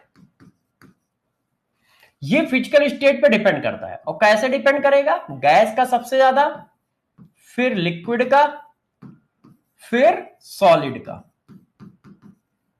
है ना। कौन सा केस हमें याद रखना है? हमें वाटर वाला याद रखना है, ठीक है, कि वाटर लिक्विड का कम होता है वाटर सॉलिड से। और क्यों? वो मैंने सारी बात बता दी है। Due to hydrogen bonding, shortcut में लिखा जाता है due to hydrogen bonding. Hydrogen bonding की वजह से कैविटी बन जाती है, और कैविटी की वजह से due to formation of cavity, due to formation of cavity. अच्छा, क्लियर है सबको ये बात? ये बात क्लियर है? Yes yes yes yes. चलो अब यार कहानी को और बढ़ाते हैं, कहानी को और बढ़ाते हैं, बढ़ा लो भाई कहानी। इसके बारे में बताओ, डेंसिटी ऑफ सब्सटेंस ये फिजिकल स्टेट पे इफेक्ट करेगी कि नहीं करेगी? तो देखो बच्चों, डेंसिटी इक्वल टू क्या होता है? डेंसिटी इक्वल टू होता है mass divided by value. Density दो चीजों से मिलके बनी है, डेंसिटी दो चीजों से मिलके बनी है, इसमें से ये फिजिकल स्टेट पे डिपेंड नहीं करता है।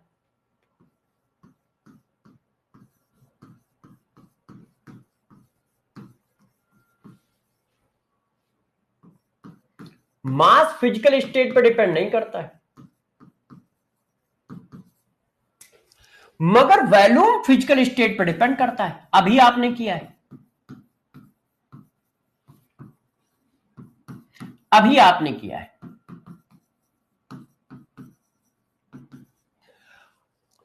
अब बताओ, जब ये चेंज होगा तो इसको भी चेंज होना पड़ेगा। क्यों? क्योंकि ये फिजिकल स्टेट पे डिपेंड कर रहा है, और जब ये फिजिकल स्टेट पे डिपेंड कर रहा है तो इसकी वैल्यू चेंज होगी, और जब इसकी वैल्यू चेंज होगी तो इसकी भी चेंज होगी, क्योंकि इसकी वैल्यू जो है इस पर डिपेंड कर रही है, इसकी वैल्यू इस पर भी डिपेंड कर रही है। ये नहीं चेंज हो रहा है, ये चेंज हो रहा है, तो अपने आप ये चेंज होगा। होगा या नहीं बताओ? सही है, सही है कि नहीं?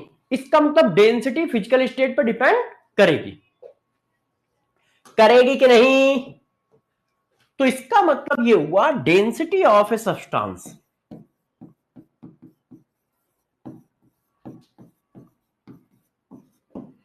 Depend upon physical state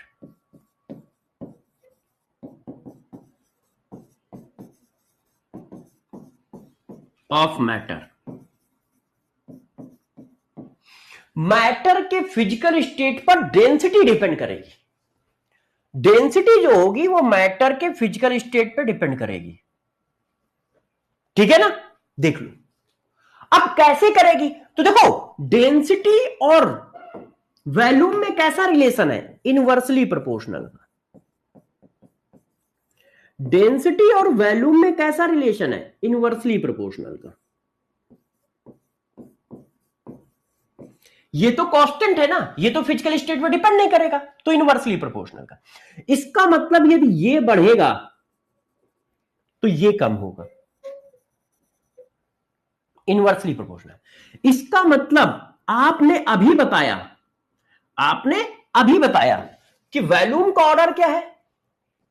volume का ऑर्डर क्या है? Gas, liquid, solid. तो बताओ डेंसिटी का ऑर्डर क्या आएगा? वॉल्यूम सबसे ज्यादा तो डेंसिटी सबसे कम, वॉल्यूम सबसे कम डेंसिटी सबसे ज्यादा। तो इसका मतलब डेंसिटी का ऑर्डर क्या आएगा? डेंसिटी ऑफ गैस सब, वॉल्यूम सबसे ज्यादा डेंसिटी सबसे कम।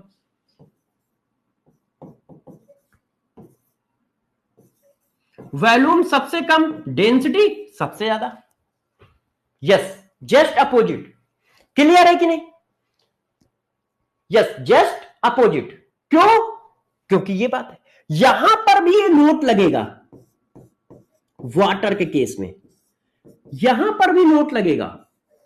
वाटर आइस की डेंसिटी जो होगी वो वाटर लिक्विड से कम होगी। क्यों? क्योंकि वॉल्यूम का रिलेशन उल्टा है, क्योंकि वॉल्यूम का रिलेशन उल्टा है। इसका रीजन क्या है? क्योंकि वॉल्यूम ऑफ आइस बड़ा होता है वॉल्यूम ऑफ वाटर लिक्विड से, तो वॉल्यूम ज्यादा तो डेंसिटी कम। तो ध्यान रखना, जो आपकी बर्फ है मतलब आइस है उसकी डेंसिटी कम होती है, और जो पानी लिक्विड पानी है उसकी डेंसिटी ज्यादा होती है। उसके पीछे रीजन ये है, तो ये बात हमें ध्यान रखनी होगी। तो एक बात और समझ में आ गई कि यदि फिजिकल स्टेट चेंज हो रहा है तो डेंसिटी चेंज हो रही होगी, यदि फिजिकल स्टेट चेंज हो रहा है तो डेंसिटी चेंज हो रही होगी।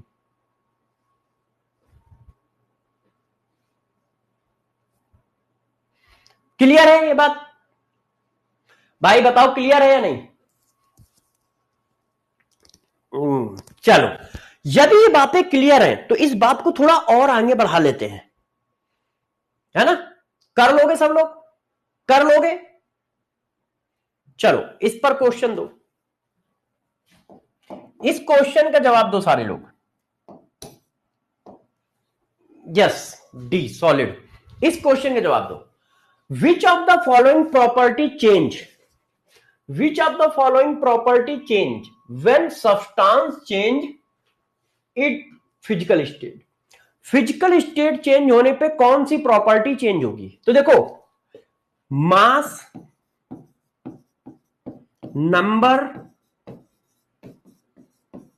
ये तो चेंज नहीं होते। चेंज क्या क्या होता है? वॉल्यूम, डेंसिटी, ये फिजिकल स्टेट चेंज होने पर चेंज होते हैं। तो देख लो, मास चेंज होगा? नहीं। Number of molecule, number of atom change होंगे? नहीं। डेंसिटी ऑफ सब्सटेंस चेंज होगा? होगा। वॉल्यूम ऑफ सब्सटेंस चेंज होगा? होगा। इसका मतलब आंसर क्या है? सी और डी। आंसर क्या है? सी और डी। यस, आंसर क्या है? सी और D. Volume of substance change होगा तो डेंसिटी ऑफ सब्सटेंस चेंज होगा। क्यों? वो एक दूसरे पर डिपेंड कर रहे हैं, वो एक दूसरे पे डिपेंड कर रहे हैं। क्लियर है? क्लियर है? हाँ। क्या जिद कर रहे हो क्या? ओए भाई, ओए भाई, आस्था को देखो भाई, साहिद को देखो, संदीप को देखो। ना भाई ना, ये तो जिद करने लगे। हाँ, पांडे जी को भी जिद हो रही है, खान को भी हो रही है। हाँ, बस बस जिद करने लगे। अब तो क्वेश्चन देना पड़ेगा मुझे, अब तो मेरी मजबूरी फंस गई यार, मैं क्या करूं? नहीं नहीं भाई, अब तो देना पड़ेगा यार। इस क्वेश्चन का आंसर बताओ। और भाई इस क्वेश्चन का आंसर गलत मत बता दियो, नहीं तो बहुम मारे जाओगे। इस क्वेश्चन का आंसर बताओ। Which of the following property decrease when 4 gram carbon dioxide gas converted into liquid? देखो हम कर क्या रहे हैं, कार्बन डाइऑक्साइड गैस को लिक्विड कार्बन डाइऑक्साइड में कन्वर्ट कर रहे हैं। अब इसमें से पूछा गया है कौन सी प्रॉपर्टी डिक्रीज करेगी। इंक्रीज नहीं पूछ रहा है, डिक्रीज पूछ रहा है, और ना चेंज पूछ रहा है। तो मास फिजिकल स्टेट पे डिपेंड ही नहीं करता है, तो ना तो ये इंक्रीज करेगा ना डिक्रीज करेगा। भाई मास फिजिकल स्टेट पे डिपेंड करता है? नहीं, तो ना तो इंक्रीज करेगा ना डिक्रीज करेगा। Number of molecule physical state पे डिपेंड ही नहीं करते, तो ना तो इंक्रीज करेंगे ना डिक्रीज करेंगे। जब वो फिजिकल स्टेट पे डिपेंड ही नहीं करते तो इंक्रीज डिक्रीज कैसे करेंगे? इंक्रीज डिक्रीज का मतलब चेंज होता है। अब ये दो बच्चे देखो, ये भी डिपेंड करता है, ये भी डिपेंड करता है, मगर जब हम गैस से लिक्विड में जाएंगे तो वॉल्यूम क्या होता है? वॉल्यूम गैस से लिक्विड में जाने पर क्या होता है? डिक्रीज। क्यों? क्योंकि आप कहते हो गैस का वॉल्यूम ज्यादा होता है, लिक्विड का वॉल्यूम कम होता है, तो वॉल्यूम ऑफ गैस जो होगा वो डिक्रीज कर रहा होगा, तो आंसर बी सही है। और यदि वॉल्यूम डिक्रीज करेगा तो डेंसिटी इंक्रीज करेगी। क्यों? ये देखो, यदि ये डिक्रीज करेगा तो ये इंक्रीज करेगा। तो वो पूछ रहा है कौन डिक्रीज करेगा। यदि पूछता कौन चेंज होगा तो दो आंसर आते हैं, दोनों चेंज होंगे। मगर वो पूछ रहा है डिक्रीज कौन करेगा, तो वॉल्यूम। यदि पूछता इंक्रीज कौन करेगा तो डेंसिटी। और पूछता कौन सी प्रॉपर्टी में चेंज आएगा, तो दोनों, बी और डी। तो आंसर क्या है? बी। यस यस, बिल्कुल सही बेटा,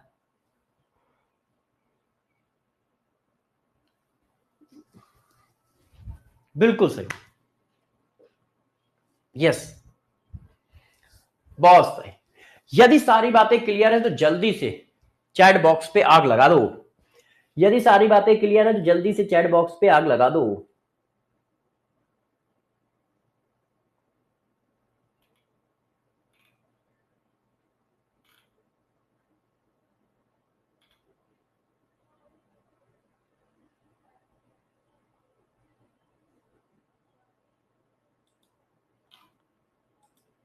हाँ, एक बच्चे का मैंने अभी क्वेश्चन देखा डाउट सेशन में, एक बच्चे ने एक बात बोली, वैसे उसने ठीक सोचा है।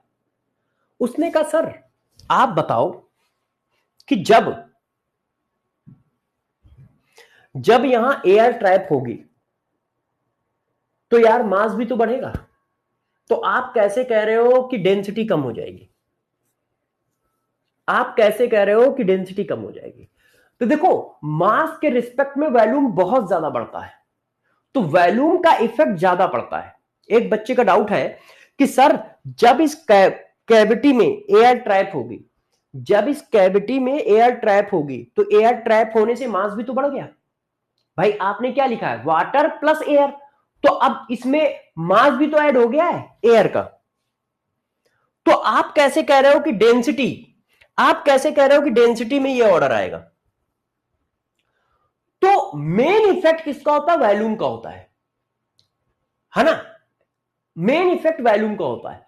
क्यों? क्योंकि गैस का वॉल्यूम लिक्विड के रिस्पेक्ट में बहुत ज्यादा होता है, तो इंपैक्ट वॉल्यूम का होता है। इसी वजह से ये बात कह रहे हैं, ये बात कंफर्म है कि यदि एयर उस जगह रुक गई तो उस एयर का कोई ना कोई मास होगा, तो इसका मतलब मास में भी फ्लक्चुएशन आया है। मगर मास बढ़ा 2% और वॉल्यूम बढ़ा 50%, तो इफेक्ट किसका आएगा? वॉल्यूम का आएगा, है ना? तो बात सही पूछी है किसी बच्चे ने, मगर जिस बच्चे ने पूछी थी उसको आंसर समझ में आ गया? जल्दी से यस लिखो। जिस बच्चे ने ये बात पूछी थी उसको आंसर समझ में आ गया कि ऐसा क्यों कहा जा रहा है? यस शिवम, बहुत सही, बहुत सही। चलो अब हम लोग चलते हैं अगली हेडिंग पर। अगली हेडिंग क्या है? टेम्परेचर। देखो टेम्परेचर के बारे में बताते हैं। टेम्परेचर को हम लोग 3 यूनिट में मेजर करते हैं। एक होता है सेंटीग्रेड, एक होता है केल्विन और एक होता है Fahrenheit. Centigrade, kelvin, Fahrenheit. Generally हमारा क्वेश्चन हमेशा केल्विन में चलेगा। आप ध्यान रखिएगा, इस बात को मैं लिख दे रहा हूं, ठीक है? Temperature always put in kelvin unit. आपको जब भी कहीं टेम्परेचर डालना है हमेशा केल्विन में डालना है, ध्यान रखिएगा। दिया किसी में भी हो सकता है, मगर क्वेश्चन में आप हमेशा केल्विन में डालो, क्योंकि जितने भी फार्मूले हैं, जितनी भी थ्योरी है, वो सब केल्विन में मेजर करके बनाई गई है। हाँ सेल्सियस, सेंटीग्रेड नहीं सेल्सियस, सॉरी, बच्चा सही कह रहा है, बच्चा कह रहा है सर सेंटीग्रेड आपने बोल दिया, सेल्सियस, सेल्सियस। तो यूनिवर्सल जो हमारा पैरामीटर है वो केल्विन है, तो हमेशा टेम्परेचर को केल्विन में रखिएगा। अब बात आई इनके बीच में रिलेशन की, तो आप सब बच्चे जानते हैं, मैं लिख भी देता हूं क्या, कि देखो केल्विन इक्वल टू होता है 273.15 plus Celsius temperature. Kelvin equal to होता है 273.15 प्लस सेल्सियस टेम्परेचर। इसी को हम लोग कैलकुलेशन इजी करने के लिए ये लिख देते हैं सेल्सियस टेम्परेचर।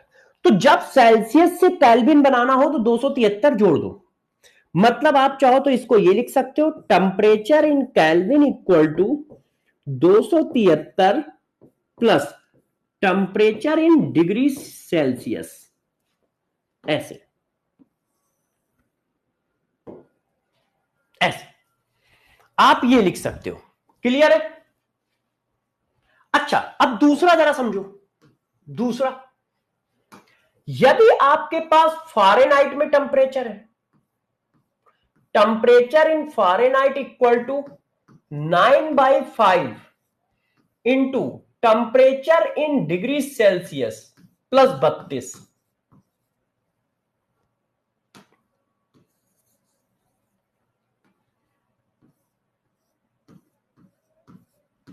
ये देखो ये रिलेशन है किसमें? फ़ारेनहाइट और डिग्री सेंटीग्रेड में। तो हमें 2 रिलेशन याद रखने हैं, मेनली तो ये वाला याद रखना है, मगर ये वाला भी आप याद रखो, मान लो कहीं फंसाना चाहेगा तो हम इसको यूज कर पाएंगे। क्लियर है? ये बात समझ पाए टेम्परेचर वाली। अब इस बात को जरा चल के हम लोग सीएचडी में लिख देते हैं। अपना सीएचडी किधर है? अब देखो यहां तक हम लिख चुके थे, तो हमने वॉल्यूम की बात कर ली थी, अब डेंसिटी की कर लेते हैं। तो मैंने लिखा density of substance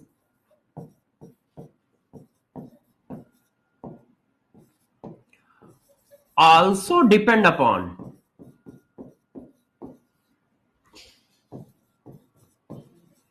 physical state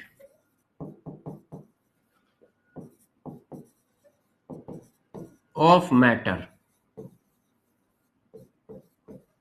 ये देखो, और कैसे करेगी? देखो डेंसिटी इक्वल टू है मास अपॉन वॉल्यूम। इस वजह से हम लिख सकते हैं कि डेंसिटी ऑफ गैस सबसे कम, डेंसिटी ऑफ लिक्विड, फिर density of solid.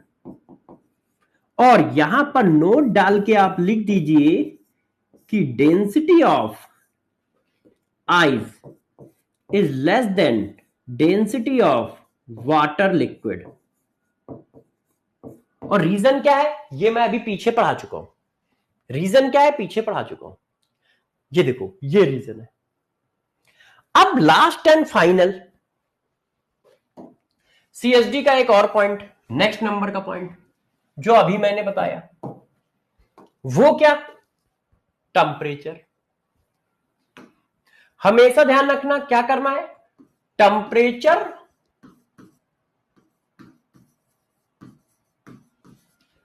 Always put in kelvin. Temperature को हमेशा केल्विन में पुट करोगे, ठीक है। रिलेशन क्या होता है वो आपको बता देता हूं। Temperature in kelvin equal to 273 plus temperature in degree centigrade, degree Celsius, degree centigrade नहीं। और temperature in Fahrenheit equal to 9/5 temperature in Celsius plus 232 plus 32। ये तो इतनी बातें आपको ध्यान रखनी है, मतलब ये बातें आपकी टंग में होनी चाहिए। जो चीज सीएसडी में लिखी है वो बातें आपकी टंग में होनी चाहिए, कि मतलब वो आपको हमेशा याद होना चाहिए। जो बातें सीएसडी में लिखी हैं वो बातें आपको हमेशा याद होनी चाहिए। ध्यान रखना, जितनी भी बातें सीएसडी में लिखी हैं वो सारी बातें आपको हमेशा याद होनी चाहिए। सारी बातें आपको हमेशा याद होनी चाहिए। और हर बार हर क्लास में बस एक पैरा मैं लिखाता हूं, आप चेक करो, कल भी लिखाया था आज भी, बस इतना लिखाया आज, ये सारा है। अब चलते हैं आगे। इतनी बात क्लियर है सबको? अच्छा, बच्चों ने कहा सर इतनी बात क्लियर है। अब इस पर एक क्वेश्चन कर लेते हैं, है ना। इस पर एक क्वेश्चन कर लेते हैं, जल्दी से आंसर बताइएगा, जल्दी से आंसर बताइएगा सब लोग।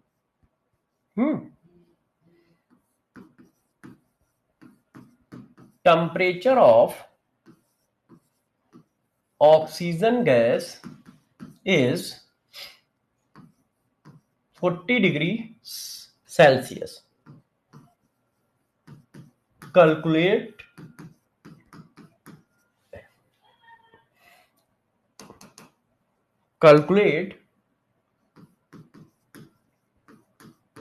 Temperature of oxygen gas in Fahrenheit scale. A आपको बताना है कितना आएगा। बी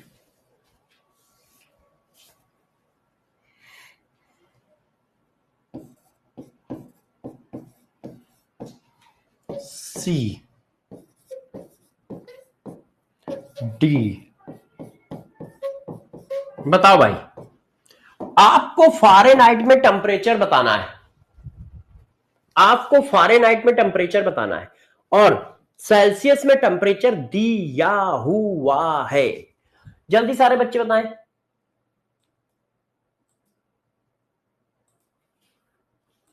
जल्दी सारे बच्चे टेम्परेचर बताएं।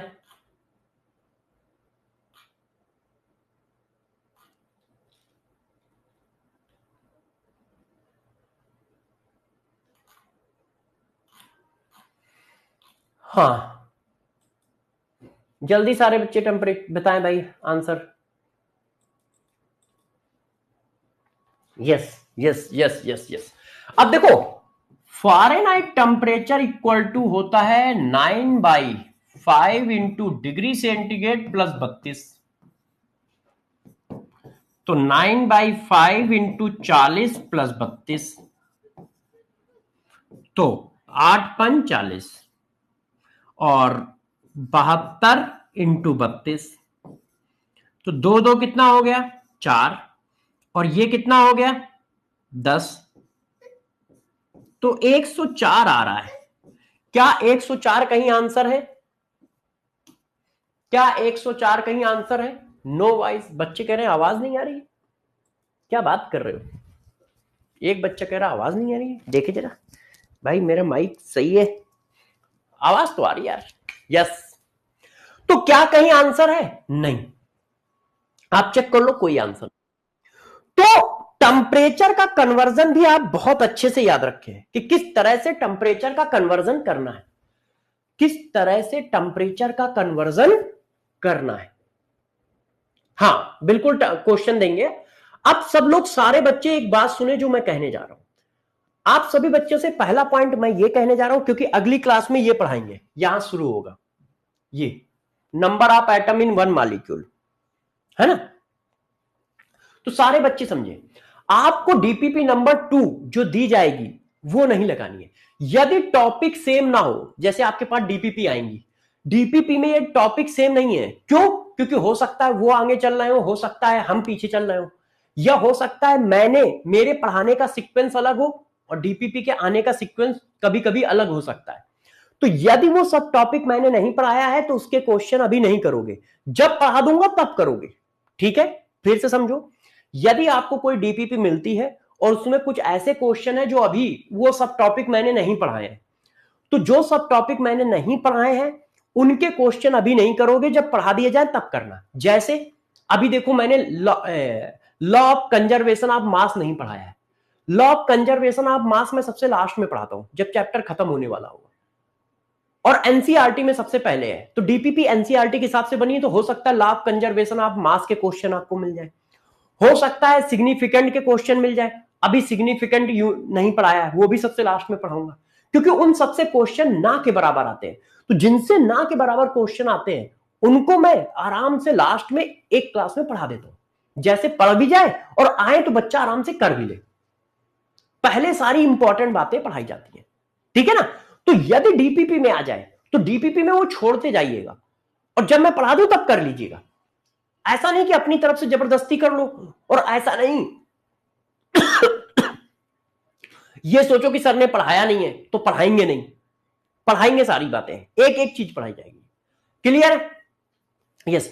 और मंथन बैच अगली साल सबसे ज्यादा सिलेक्शन देने वाला बैच बनेगा, इसलिए जी जान लगा के पढ़ाई करो सब लोग।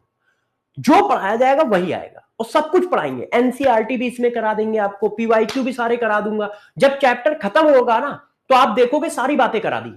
पीवाईक्यू भी सारे करा दिए पिछले 10 साल के, एनसीईआरटी के क्वेश्चन भी सारे करा दिए, सारे सब टॉपिक करा दिए और सारे सब टॉपिक पे प्रैक्टिस भी करा दी खूब सारी।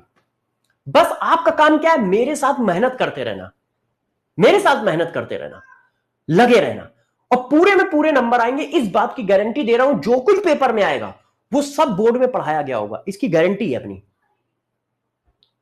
मगर वो तुम कर पाओगे कि नहीं ये तुम्हारे ऊपर होता है। मैंने पढ़ाया समझाया सब कुछ किया, मगर तुमने रिवीजन नहीं किया, तुमने प्रैक्टिस नहीं की, तो ध्यान थोड़ी रहेगा, ध्यान थोड़ी रहेगा।